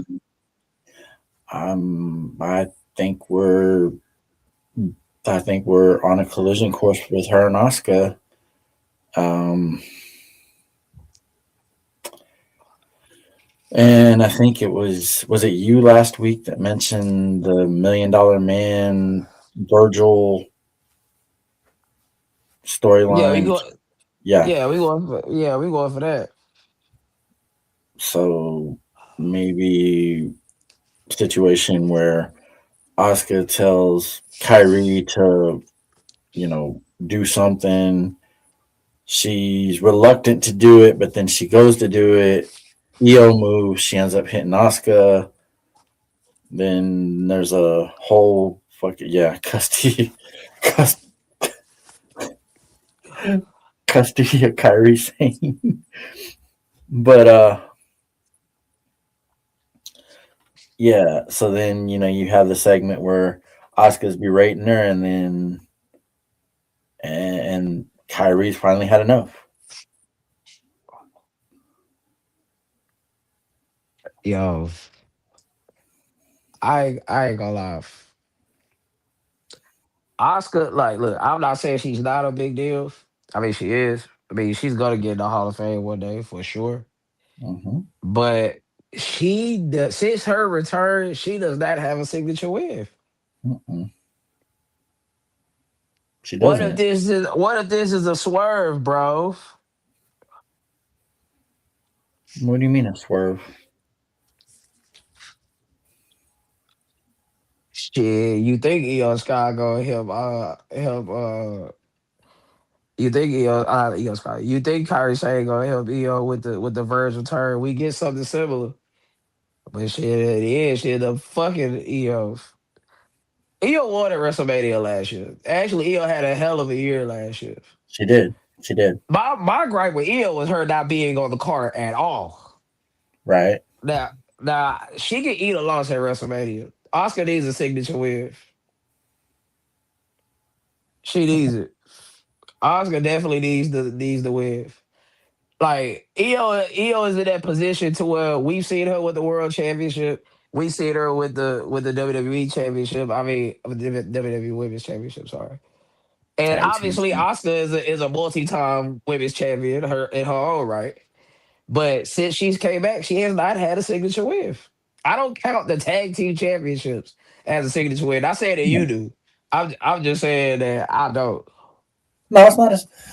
I agree with you. She hasn't had a signature win. So her beating EO at WrestleMania would be a signature win. Facts. Like EO got to gain some track. EO. I can call this girl EO. Oscar got to gain some Asuka. traction. Yeah. I think that's just how I feel. You know, like No, no, maybe by the time we do you're right. our predictions, I might change. It depends on how they book it over these next week and a half, 2 weeks, whatever. I mean, but right now that's just where I currently stand. I agree. I And agree. I definitely agree. John Cena is announced as the host of WrestleMania. Gotta have him there somehow. I tell you what.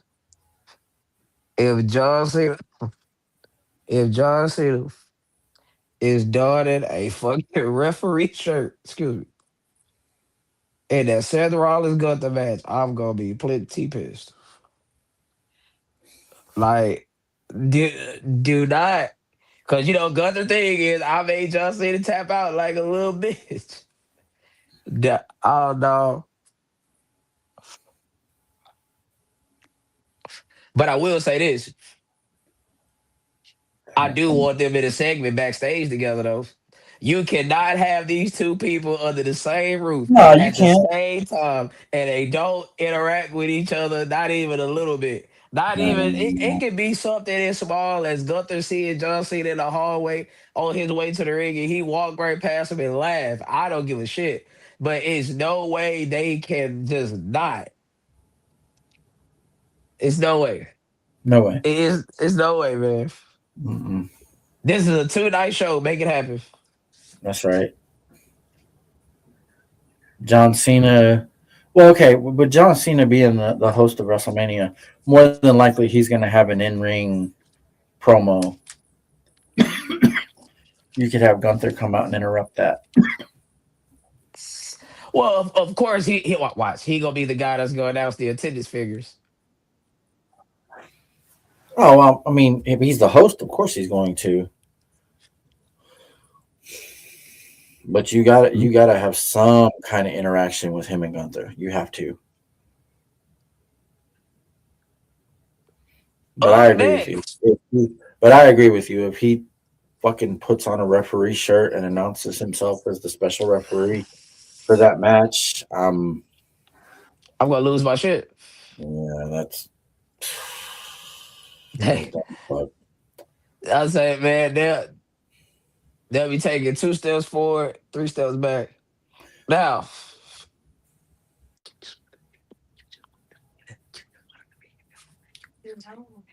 so next you got up next you got the main event segment with Punk and Roman. We cut to the back. Adam Pierce from the trade is coming from the traders room. Seth Rollins and Gunther is officially announced. So it ain't no doubt about it. We've But had out a comes host. We hold on. I'm answering Wes's question. We've oh had good. a host for the last 5 years, I think. Oh, matter of fact, I got something for y'all. This ain't the question of the week, but I want to ask.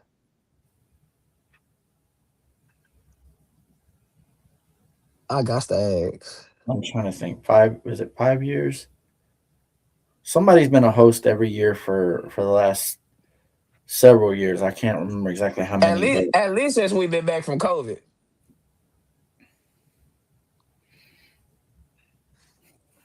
Who was the most pointless host in WrestleMania history?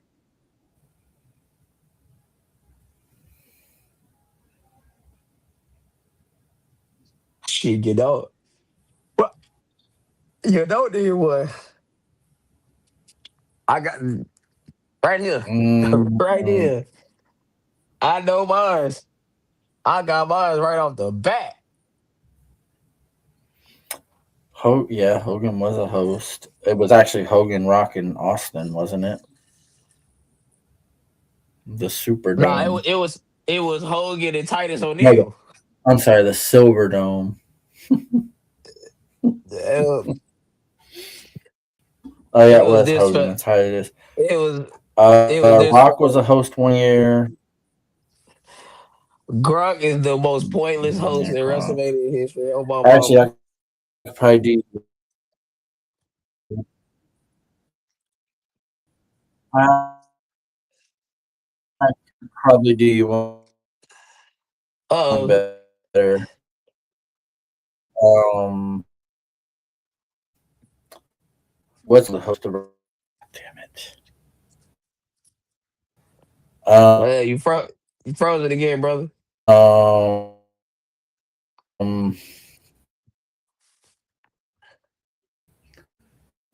Her name. She was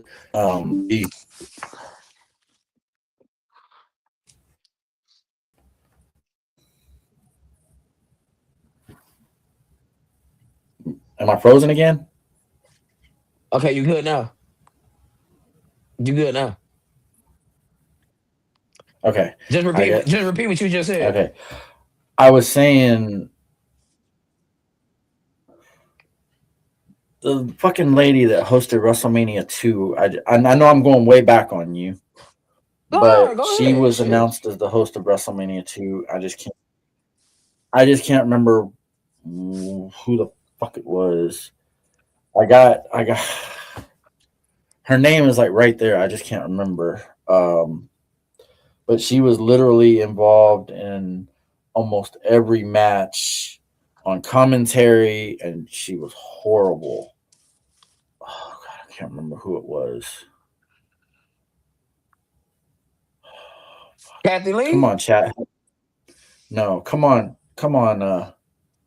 No, Cindy Lauper was actually a performer in the original WrestleMania. God damn it. I know they know Susan St. James. No, no, no. Oh God, she. Oh, she's a character. I just can't. Not a wrestling character, but she's a character, and I just can't remember her fucking name. Come on, chat, help me out. D Black, where you at? Throw it in the Google machine. Oh, Shit, where you think I'm pulling these damn names from? um, fuck. No, So you got WrestleMania Susan. two. WrestleMania Um, two. Snooki. I mean, Snooki wasn't it.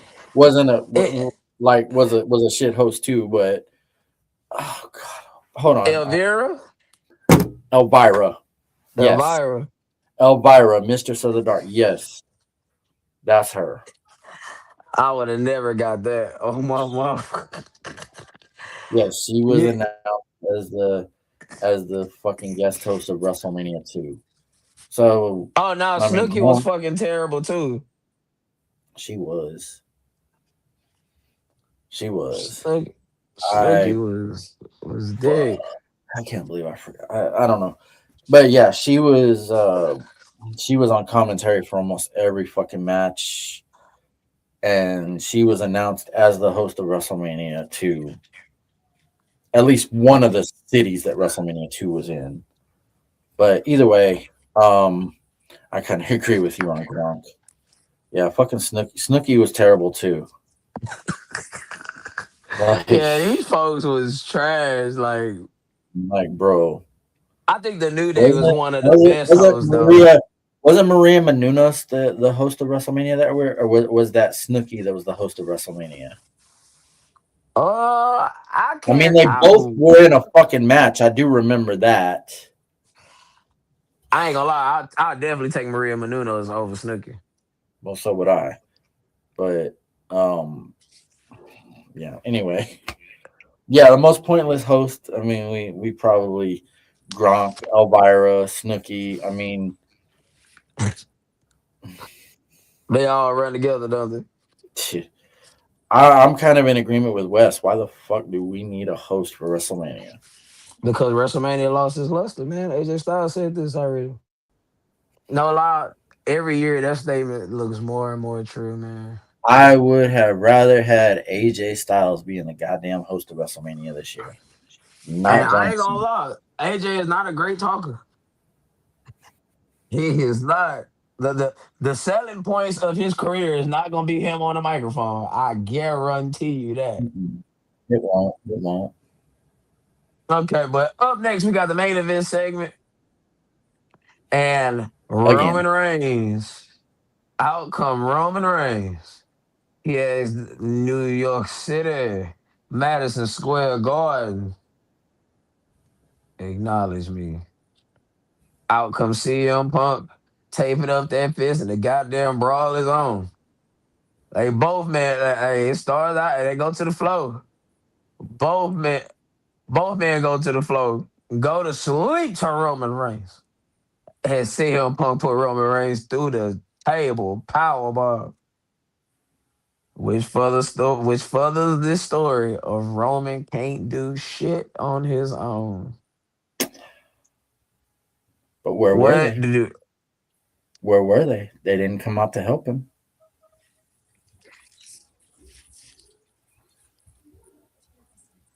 They didn't come out to help him. Nah, they didn't. I'm pretty sure. Well, he's not going to be on Raw this week. He won't be on Raw this week. He'll be there next week, and it's a possibility when he runs into him, he's probably going to say something along the lines of, where were you guys? But they did not come out to help him. They were looking for ISO speed. God damn. That's funny. That's good. That's good, Jet. That's good. That's good. I mean, Paul Heyman did say the Usos are going to kill him. So Roman gets pushed through the table. What is y'all thoughts on the main event segment?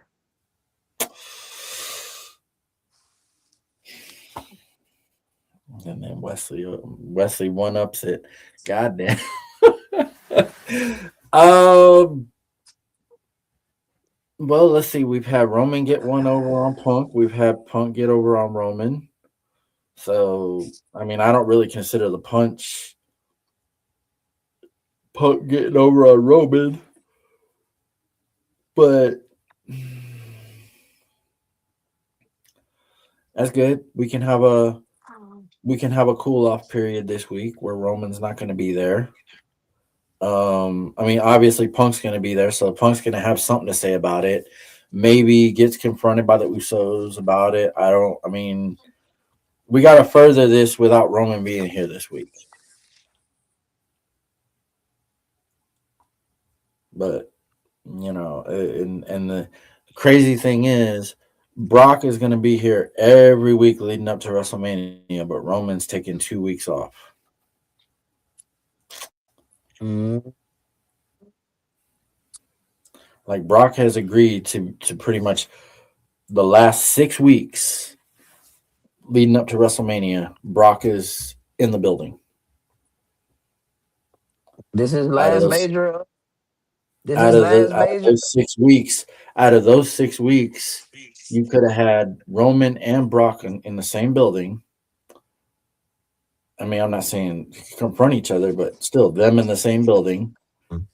But yet Roman took 2 weeks off out of the six.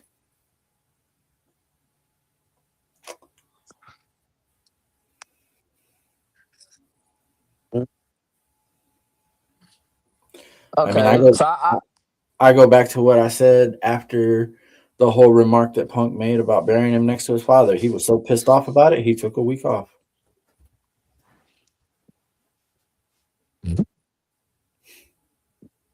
well, I got a question, an interesting question for you in the chat. Sure. Hold on, quick. Now, how close. Your attention to detail on some things. Did you notice something interesting on SmackDown this past week? Mm,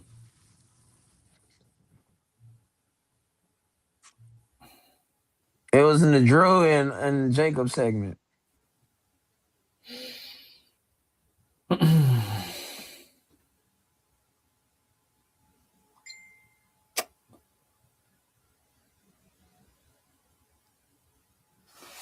not not that I can think of at the moment. All right, let's try this on right quick. Sure. Did you catch it? The shirt Oh yeah, Jacob Fatu the wore on shirt, the shirt. SmackDown Us. had us placed before the U and Fatu. A small detail that might mean something bigger. It could be Oh yeah, yeah. WWE That I did. quietly I teasing. actually, Oh, my wife noticed it. oh, My wife actually noticed that. She said, "What the hell?" She said, "Who is us?" And I said, see, mm, "Yeah, no, that I actually forgot about that." But yes, I did notice it, but I really didn't think much of it because I think that was a shirt that he was wearing when he was in his "I love you" solo phase. mhm. But I'm not sure. I think that's an old shirt, but either way, it could signal that something's coming. Something to keep on your mind.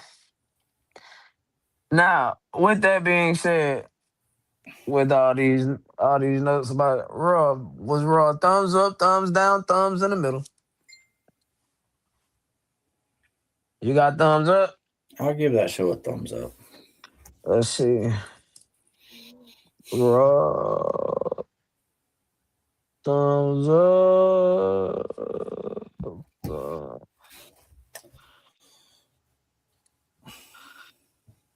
Thumbs in the middle, man.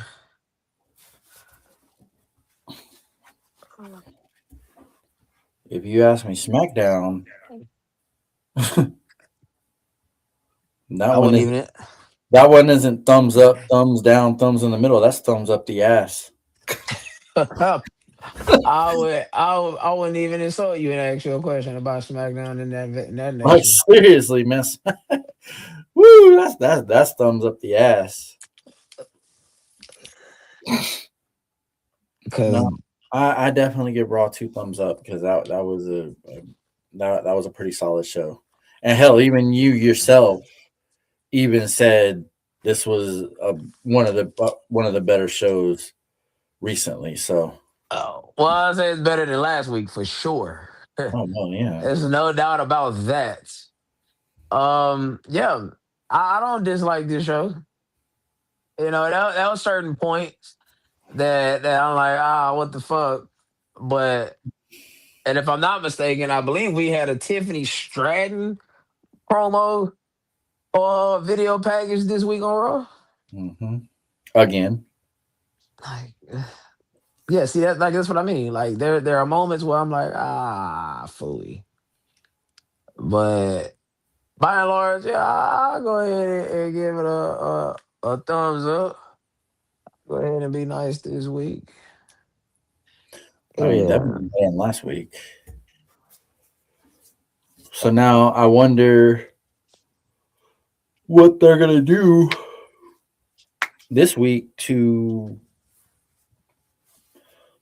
I mean, Roman's not gonna be there. Show's in Houston. I don't understand that one, but show's in Houston, and Roman's not gonna be there. Genuinely surprised. Genuinely. Sid making But the Hall of Fame. Mm.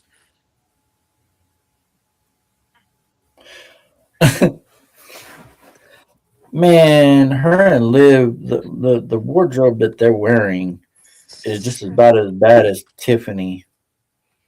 Tiffany has a damn wardrobe malfunction every week, it seems.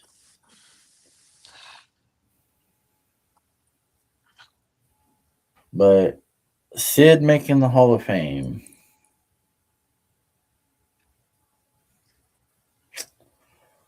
Sid. No bullshit.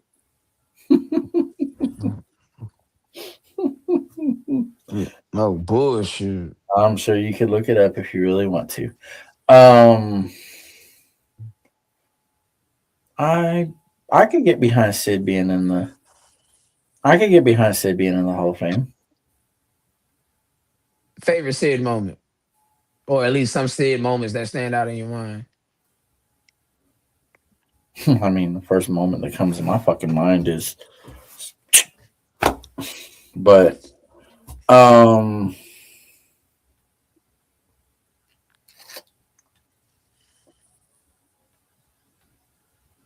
didn't he have a segment where he was in a program with Sean and he ended up power bombing uh Jose Lothario? Jose Lothario. Definitely. I think he power bombed him on a crate and he ended up having a heart attack in your storyline. Yes. That was a good one.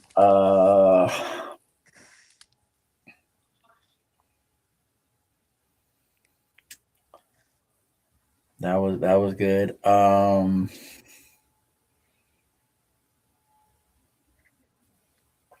I definitely like the psycho gimmick. That was a good gimmick for him. I didn't like the justice gimmick at all. I didn't like My, that gimmick at all. my dog said, if you knew what I they say, if you knew what I know, I don't know shit, crybaby. Funniest, funniest Sid moment. You're half the man that I am, but I have half the brain you do. Yeah, man. He said, he said, we all know that you're half the man that I am, and I have half the brain that you do. And Kevin Nash goes, you're right about that. Man, that was one he had in the WWF. And he's like, hey, can we do it over? And JR said, oh Yeah, no, we're live, you're pal. alive, pal. I remember that. And then, of course, the moment, the moment that we all really remember Sid for. Yeah. Whew, that's probably one of the most brutal fucking things any of us have ever seen on a wrestling show. Oh yeah, actual injury happening live. Oh yeah, I mean, I would have took it. I saw what's her name, Shayna, I saw her injury live, but like, man, that was I wonder that Zoe Stark. yeah, You Zoe, Zoe, talking that was about? Zoe, yeah, Man, I actually forgot she was in this company before you yeah, brought that Zoe. up. It was Zoe, not Shayna. Yeah, Zoe. I saw that live. I saw that live because I was here in Greenville, but like she didn't come up and half of her leg is over here. But like, man, you don't know who Zoe Stark is?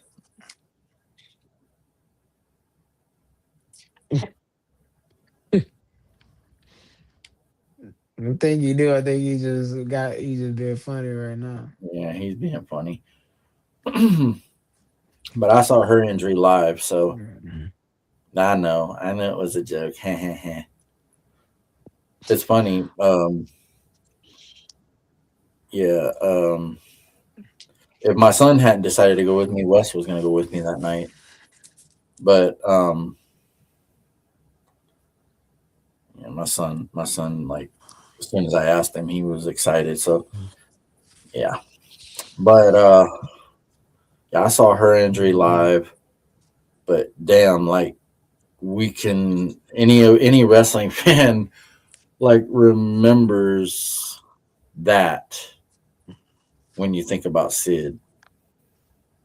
Can't forget about Sabu too, man. Sabu broke his neck. Oh my god. Yeah. Oh my god. That was Um, nasty. Hardcore Holly's back just all of a sudden start gushing blood. Mhm. I mean that one was crazy too.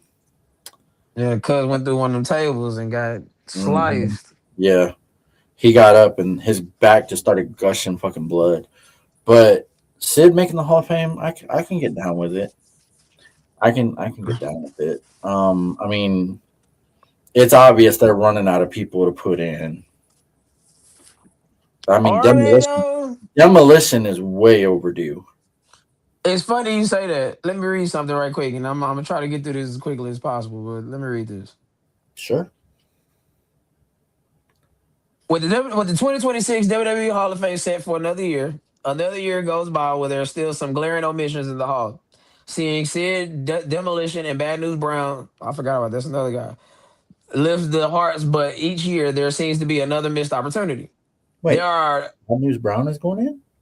yeah, there, there are, When the there fuck are is a that? load of, I mean, it wasn't going to be a major announcement. He going into legacy. Well, I There mean, are a load, I okay, mean, that's fine. let me try to get through this, I'm bro. sorry. I'm sorry. Go ahead. I keep interrupting. I'm sorry. You good, you good. There are a load of current wrestlers who will no doubt get in, such as John Cena, The Rock, Chris Jericho, Big Show, etc.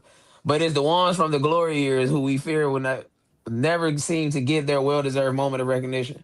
From what I've read, WWE are putting deceased wrestlers into the legacy wing, and the ones who are still with us will get a full induction with speeches, which actually makes sense. Some of my notable omissions include the ones that are living: Rick Martel, multi-time tag team champion, former AWA champion, the model. Nah, I mean, hey, No. and a very long career in WWE. Jim Cornette, which I wholeheartedly agree on. Huge contribution to wrestling in many different guises. The Rougeaus, one of the most important wrestling families and very memorable tag teams, plus a great solo run for Jacquez. Jacquez, yeah. The Nasty Boys, great run in both WWE and WCW. Hmm. Dustin Rhodes, I mean, but we obviously know why he's not going in right now. William Regal, which I definitely agree on. Jim Johnston, which that probably won't happen due to the way they fell out. The soundtrack of too many childhoods, but he should go in though. So hold on, let me take this comment down. What? Hold on. Oh, what the fuck? Hold on, god damn, I got so much shit popping up. Fit one down, put another one back. All right, there Okay. you Dean Malenko, long career in both WCW and WWE, one of the greatest technical wrestlers. But again, we know why that's not happening. go. Hmm. Yeah, facts. Tony Gurria, multi-time champion and he worked for the company for decades. Now there is a second part to this. So hold on, let me. Deceased Owen Hart, but we talked about this one already. Bam Bam Bigelow, one of the most recognizable wrestlers of all time, big How name is in he? every promotion. How is You he say not? what? How is he not in there? I don't know. He wrestles for Russell, and he was a WrestleMania main eventer. King Kong Bundy, WrestleMania main eventer, one of the biggest names of the '80s. Miss Elizabeth, the first lady of the WWF. Brian Pillman, highly influential and well loved. The Dynamite Kid, one of the most influential wrestlers of all time, but will probably not get an induction. And if you know his history, you know why. I'm sure you, I'm sure you can think of a loads more to add to this list. But yeah. So, what do you think about that list?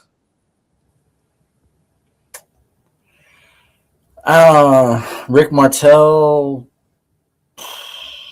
No, I don't. I mean, Cornette definitely. I would honestly love to see Cornette with a live mic. It would almost Boy, be it would almost be as good as this guy's speech. hmm, And this is his Hall of Fame shirt, by the way, from 2024. That's what this is. Um, but I would love to see Cornette with a live mic. Um,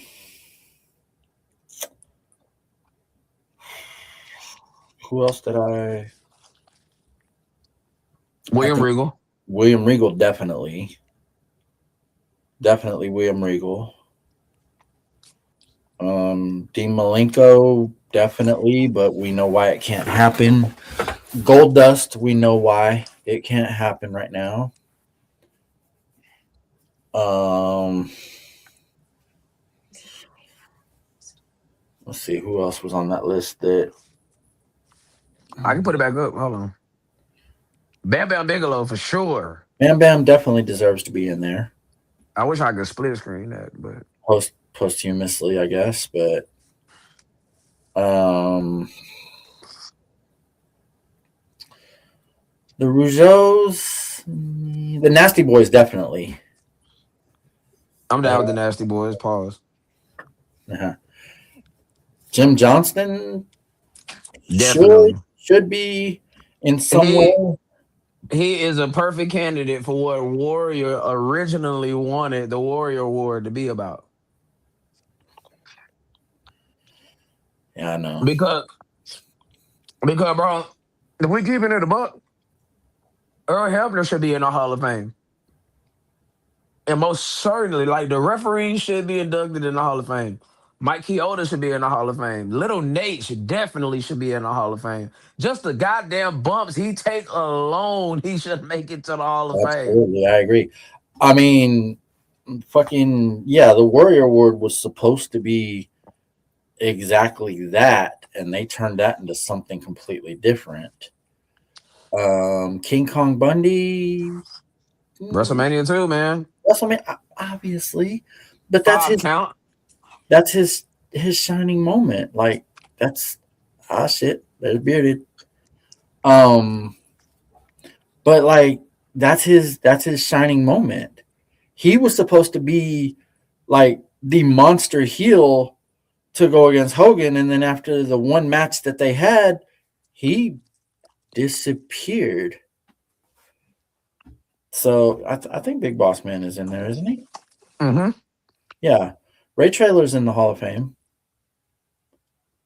but Bam Bam definitely. Cornette, Miss Elizabeth, most Miss certainly. Elizabeth absolutely deserves it. If Mach is in there, then she should be in there. Like, eh, like some of these choices every year they puzzle some of them they puzzle me. Like Well, Bad News Brown. it's not just like, okay. But I'm saying, but okay, when you think about Bad News Brown, what do you think about like what? Like Tell me, some of the tell things me he did in Mid one South. moment. Tell me one moment where you're like, oh shit, Bad News Brown.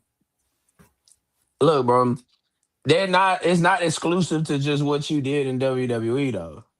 So they inducted people who's never worked for them. He was. He was cool. And he was supposed to be bigger than he was. But I Dispute swear to over that God, money, baby.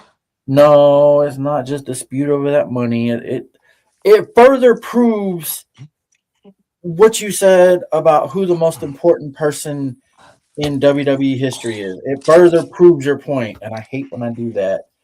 But like Bad News Brown was supposed to be more than he was, but he couldn't because Go ahead and Hulk, say it. Hulk Hogan. Hey, Roddy Piper. No, Piper didn't hold him down. Not necessarily from the held down aspect, but that painting your body half black, crazy. Yeah, that's some shit that definitely wouldn't fly today. That don't age well at all. No. And it was funny is Mr. Fuji paid to play the rib on him. The solution that Piper had to wipe that shit off, they took it and hid it. Piper had to walk around like that for like 2 or 3 weeks. Hmm. Legend has it. But I'm saying, like, legend has it that Bad News was supposed to actually be more than he was, but you couldn't be bigger than Hulk Hogan back then. Hey, baby, Hogan must pose. I'm telling you, the more I hear about this man after his death, the more I despise him. Hmm. Hogan must pose, baby. That's the that's the number one rule of the land now, goddamn it. It was. But like it's funny, we were talking about it, and it's like, okay, WrestleMania 3, we're like, okay, you had Hogan and Andre, you had Macho Man and Steamboat. And then I'm like, well, you also had Demolition versus the Heart Foundation. You're like, yeah, and who was part of the Heart Foundation? Come on, man. Like, goddamn. Yeah, he was. He was. He was. Hey, man. Like All I'm saying, bro.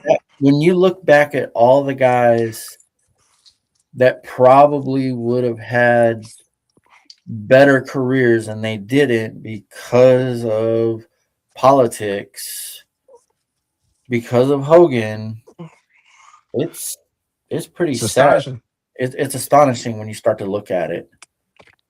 Like King Kong Bundy was supposed to be more than what he was, but yet he was fed to Hogan, and then that What was my it. boy said, I'm unjustifiably in a position I'd rather not be in.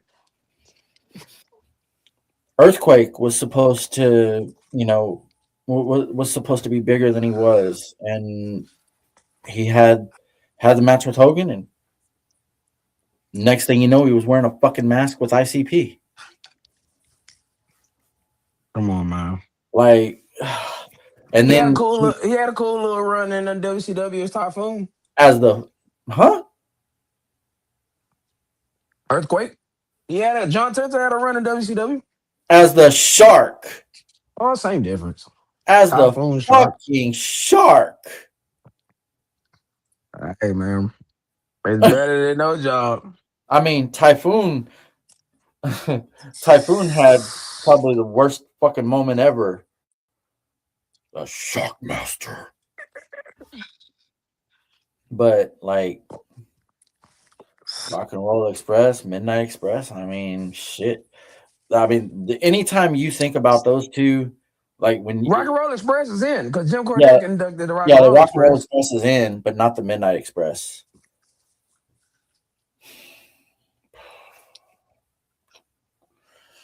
Yeah, Yeah, like Hulk Hogan had an Olympic sized shovel. like I said, the more I hear about some of these guys that he fucking held down, the more I despise him.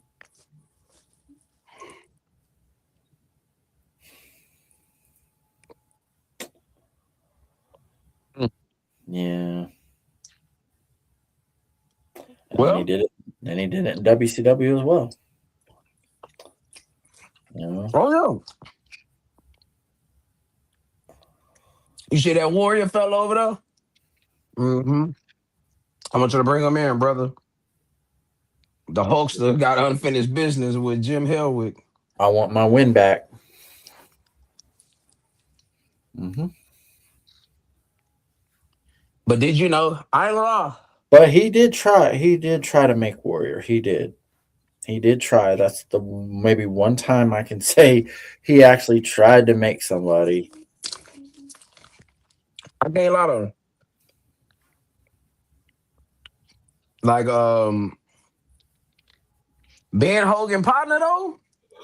Hey, cause it pays its dividends because Brutus the fucking barber beefcake, that man didn't have not an ounce of talent. Mm-mm. Like not a now, not a not. He had nothing and a lot of it. And he was supposed to win the Intercontinental Championship, and then he got into a boating accident, and then was Then never, was never the same. this man ended Mr. Perfect's undefeated streak in the WWF. Yes, he did. Brutus, the fucking barber beefcake. That's pretty much what it was. The Nasty Boys, Jimmy Hart, um, Lenny Poffo, which is the Randy Savage's brother. hmm He was on WCW's. He was on WCW's payroll for like 2 or 3 years, and he ain't wrestled not one match in that company. Ain't appeared not one bit. hmm Man's making 500K. hmm being associated with Hulk Hogan, I mean, yeah, that had its advantages.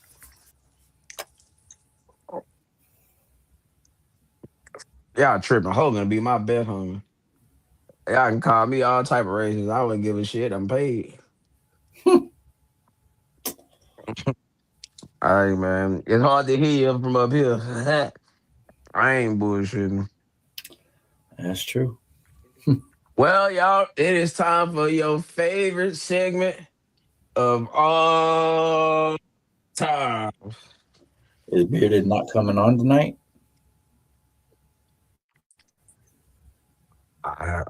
He just gotta work. My boy gotta get home. He I might thought he miss said us, I thought he said he was already at home, but but it's time for question of the week. you sound like somebody. Sponsored by. You sound like somebody kicked you in the fucking nuts right as you said that. Hey man. Oh, all right. Yeah, all right. Let's hear it. Oh man. Mm. Well, all I know is, hold on, let me wipe my hands right quick. Mm,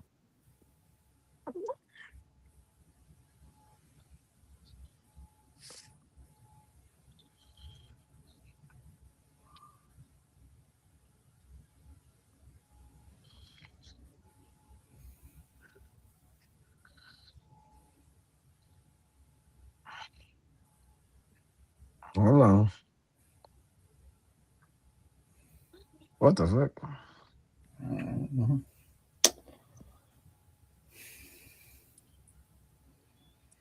So we can't. Oh wow. No, I mean I agree with you, Bearded. Hulk would probably be my boy too if I knew that I'd always have a fucking job if I was associated with him. I'm just all I'm saying when it comes to Hulk is like everything that I find out that I didn't know back in then. Oh shit, there's Bearded now.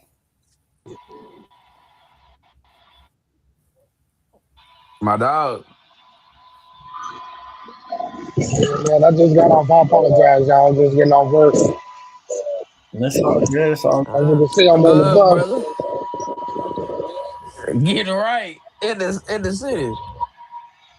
But Yeah, yeah. Question of the week time. yeah, yes, what is Vince Russo to the world of professional wrestling? well as WWF. Vince Russo was like that man was a hell of a You mean you writer. mean his you mean his overall impact or just Yeah. because he in WCW, he ran them into the ground. He was part of the reason. Yeah, but I think with WWF had a little bit better, more. I get. It's just like a music company putting more into, what I'm saying, the high end artist versus the with WWE. So yeah, he was a hell of a writer. I mean, you have people to make him look good. But Vince, he wasn't. Vince Russo was a single guy. He wasn't. I really don't think about when I think wrestling. I really don't think about Vince Russo. Really, Well, We would never really know who Vince Russo was because he was just a writer in WWF. So we didn't really know who he was, but we just knew we were getting above average storylines, and but we would never know really who Vince Russo was until he actually went to WCW. I mean, I didn't know who the fuck Vince Russo was back then. I didn't really know who I Vince didn't Russo either. was until he went to WCW, and at first wasn't shown on camera, and then all of a sudden he was in everything. hmm So I mean, the thing is, Vince Russo knew how Hogan was already in WWF, Mm, and he mm. tried to expose it in WCW. So I guess if you're asking, like,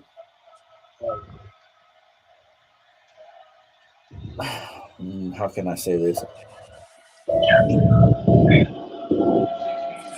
Can we can we tell the story of wrestling without Vince Russo? Absolutely. Because until he went to WCW, nobody really knew who he was.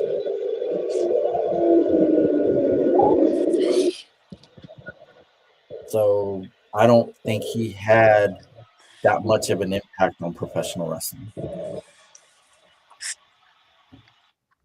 Okay, well, I wouldn't. Okay, I mean, he had an impact, but it ain't Paul Heyman impact. It ain't Vince McMahon impact. It ain't. You know what I'm saying? But I mean, I guess we can credit him for trying to bring WCW into or out of its fallen grace. But other than that, yeah, I gotta go with John on this one. Like, don't get me wrong. Like, we know because we diehard enthusiasts, but the normal fan or the normal person, you wouldn't know who the hell Vince Russo is until you thought about the WCW. Somebody And just again, he go go ahead. go ahead. No. You go ahead and And finish your thought. then and and and then he tried to bring some of that WWE shit to WCW. It worked slightly. It just slightly. But like John said, he already knew how Hogan was, and then when Hogan came over, it was just like he was in a win lose situation. Hogan was already Yeah, there. like for real. He Um, was already in WCW yeah, Hogan was already in WCW when Russo went over there. before Um, he came. Yeah, Hogan was there. Hogan went to WCW in '94. 90, Russo showed 94, up right, in right. '99, I think. 98, '98. when did no 98? You're right, Russo didn't 98 was show 98. Like I said, Russo didn't show up to October of '99. Fully loaded. was his last. No Mercy. I lied. No Mercy. Uh, Yeah. Fully Loaded was his last pay per view as an active WWE employee, but No Mercy was his last pay per view with his actual story writing, so they could tie up his loose ends. So let me just say it this way: if Yeah, you have somebody main. that's just getting into professional wrestling, they're obviously going to know who Roman Reigns and the usual suspects are. But if you say the name Vince Russo to somebody, they're going to be like, "Who?" So I don't think Vince Russo.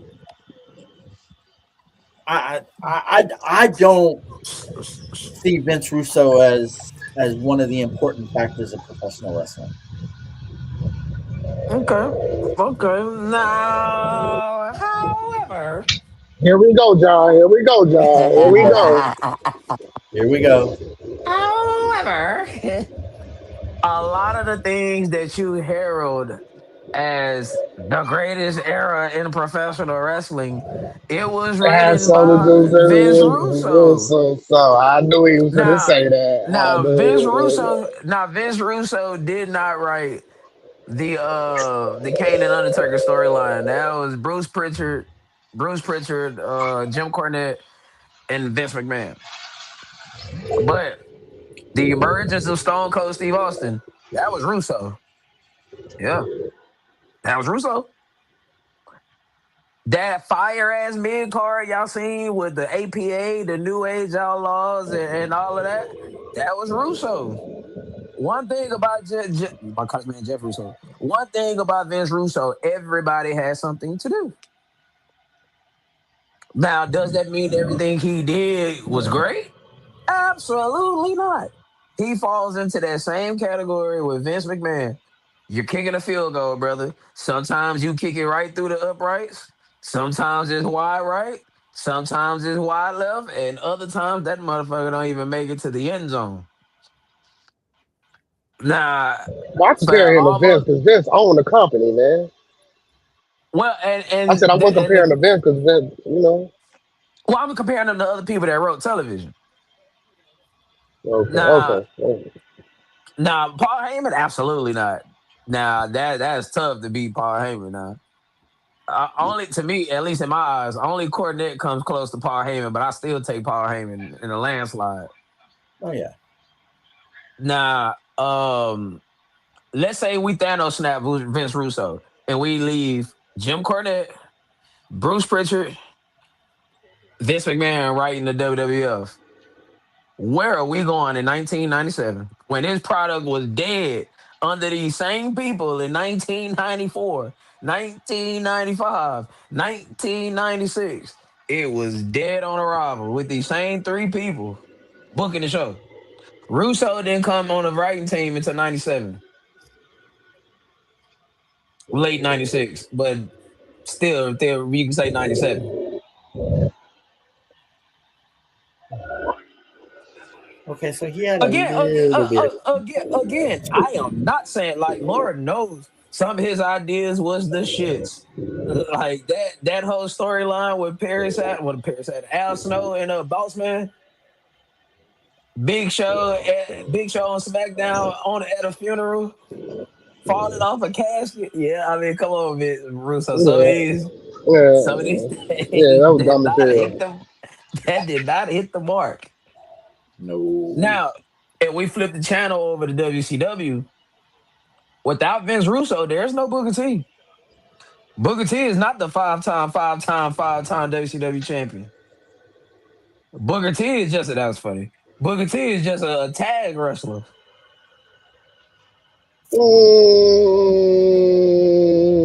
No, no. He's right. He's right. Now, now I'm not gonna give Vince Russo credit for the Scott Steiner because Scott Steiner was already Big Papa Pump before he got there. Now he wasn't Big Papa Pump that long, but the bulk of matter of fact, his title run came under Vince Russo. His first world championship came under Vince Russo. Isn't Vince Russo the one that kept booking insert gimmick here on a pole? No, no, that again. Some of his shit do not even make it to the end zone. Hey, bro, Viagra on a pole. we kicked the 40 yarder, and you couldn't get it to the end zone. Yeah, cuz man, Viagra on a pole. Judy Bagwell on the pole.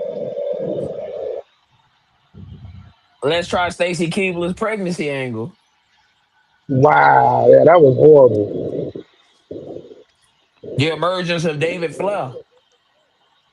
That was, oh So my goodness. David fucking Arquette.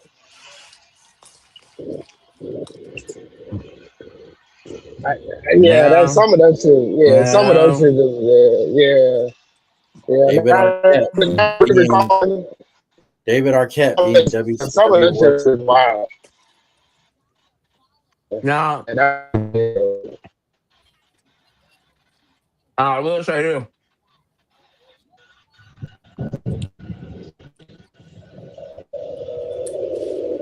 Um,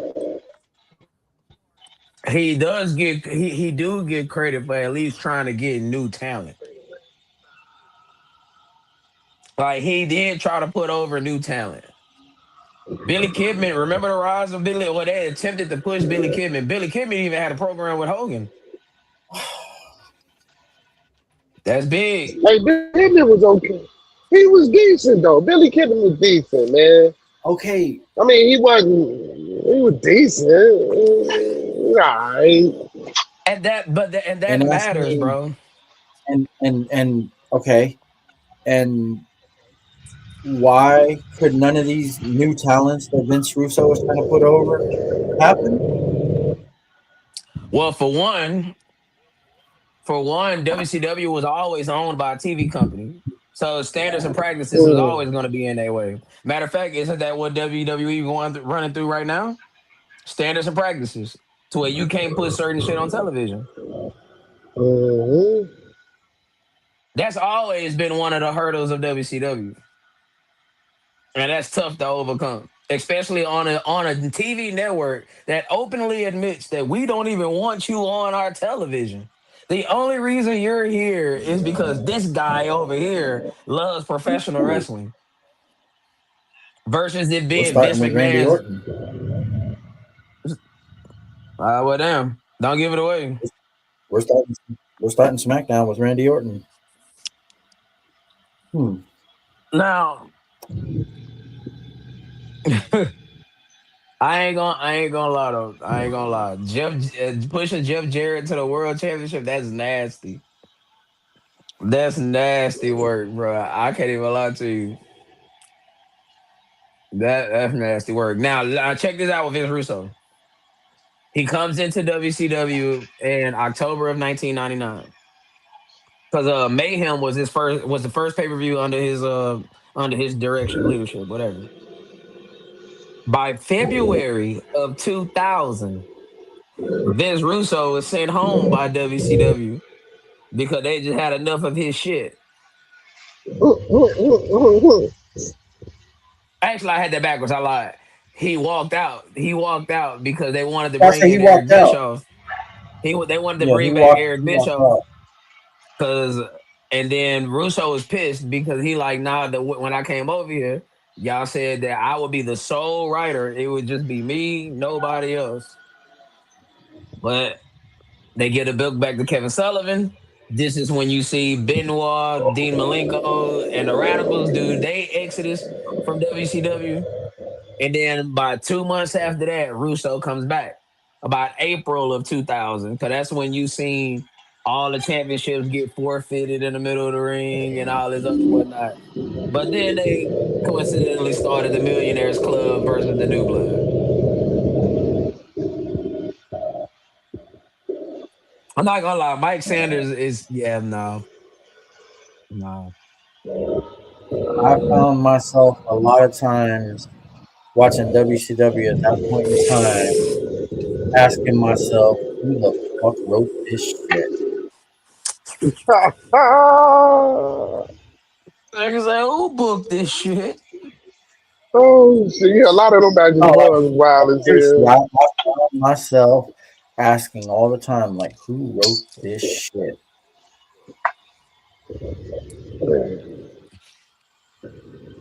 I mean, we ain't got to speak about Bash at the Beach 2000, do we?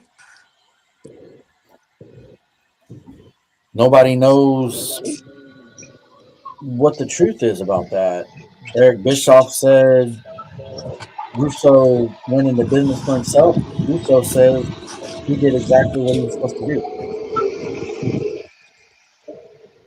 If three bullshit dudes are having a conversation, who's telling the truth? Nobody. It's probably oh shit.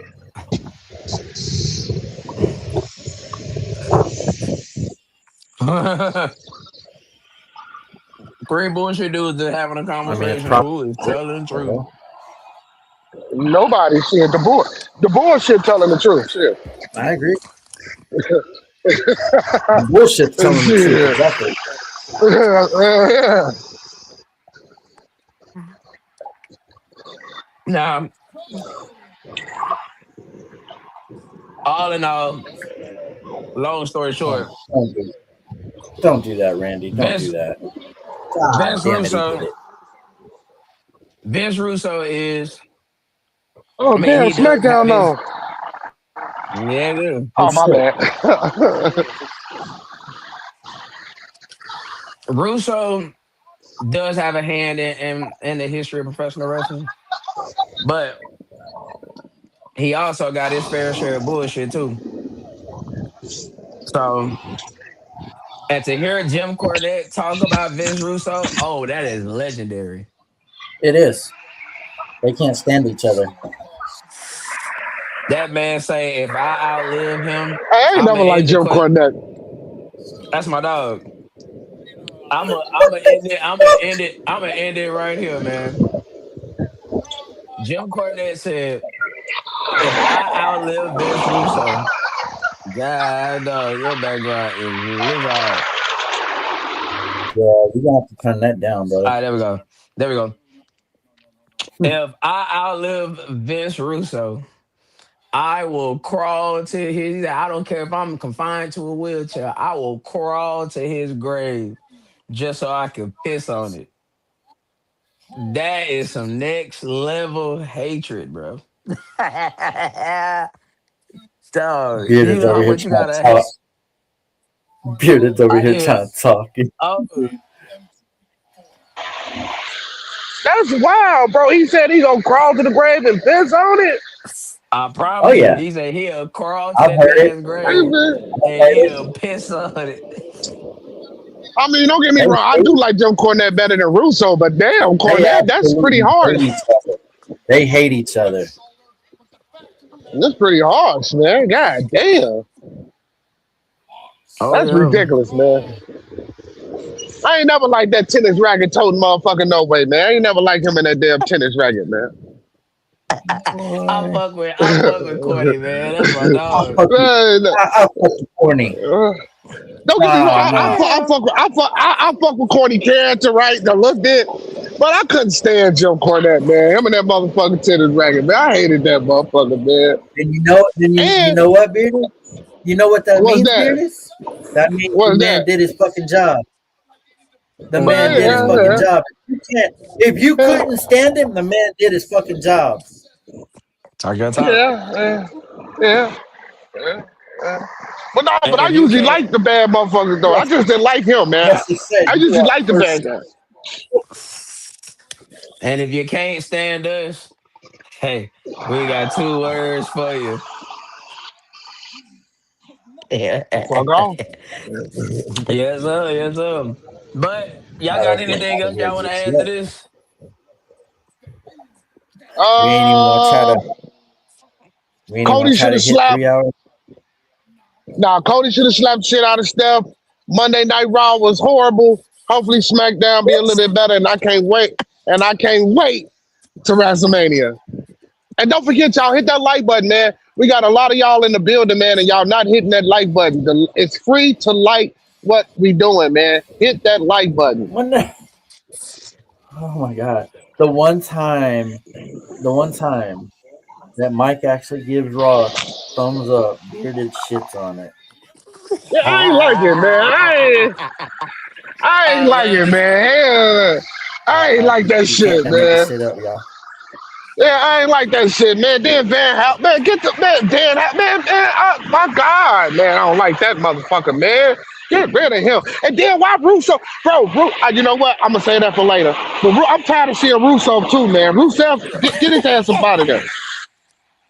Get his Not ass up out of there. again. Yeah, man. It seems like Raw seemed like, you know what Raw seemed like to me? Raw seemed like they were just trying to do some shit to have matches for WrestleMania, man. That's the point. That's what it seemed like. I That's what understand it's that, supposed to but do. what I'm saying is That's the what it's build up. Where the supposed to fuck was do. there? Go But ahead, there talk your wasn't shit. no Talk your shit, build. dude. But there wasn't no build up for none of this shit. This shit was just stone and it just happened and now we got matches. Like I'm used to the build up. I'm used to the foolery. You feel me? That okay? Oh, that's Yeah. why they do it. Not just putting motherfuckers in matches and well you're going around some man. Hell no, man. But you know what though? I was trying to figure out how was they gonna make it more entertaining and how was they were gonna add their matches. I was trying to figure that out because we all know that WrestleMania was gonna be a whole fucking debacle. Talk about it. Yeah, man. Talk about it, Uh, G. and I still think the women's championship match with Liv and Stephanie Van Cure, no bullshit. That's gonna be the best No match. bullshit talking. Hey, I'll take Hey, any I, I'll take any I guarantee. loppity Let me tell you praise I why. can get. I was Okay, banking. I talk. was banking on that Brock. I was banking on that Brock and Oval match being the shit. But them two big motherfuckers ain't gonna have no long match. That match gonna be over with quick. Watch what I tell you. Watch what I tell you. Talk your shit. And Dom gonna be Finn. Watch what I tell you. And it's gonna be some bullshit. Watch what I tell you. Watch what I tell you. What the hell? Yeah, but other than that, man, I ain't really fuck with the Raw though. But yeah, man, y'all hit that like button, man. Y'all keep supporting, man. 2 heels, now your favorite three, and sometimes 4 heels, man. Make sure y'all hitting that like button. Make sure y'all tapping in. And don't forget, man, hey, I Bro, can't be the y'all only are one gonna hitting the cash out. Yeah, y'all I are know gonna what that y'all means. y'all I y'all know ain't what gonna that fucking means. believe y'all ain't gonna fucking believe who who just showed up for Randy Orton. I'm not gonna say who Who? it is, but y'all ain't gonna fucking Oh, you believe ain't it. gonna tell us? Tell us, cause we can't Don't see. tell. Tell Hell us. no. No, Hell no. Don't Mike tell me. I want to go specifically see asked it. me not to spoil it. Don't But spoil it. damn, but I can't see because I'm on the phone. I got damn it, I can't get Well, hurry up. Where the fuck is the wait, button? here we go. Here we go. Here we go. Here we go. Ladies and gentlemen, boys and girls, children of all ages, STS proudly brings to you its trios tag team champions of the world. I am not the road dog Jesse James. That is not the badass Billy Gunn. And Bearded do not look like X Pac. We are not the new age outlaws. And if you ain't down with that, we got two words for you. I'll go. Fuck off. Y'all be good. Y'all be safe. Tune in with us next Fuck week. off. Judging by his face, I got to go check out SmackDown. So Me too. Love y'all, y'all. Love y'all. Peace. yeah, facts. Hey, y'all hit us up, man. We'll be on next week for sure. All right, peace.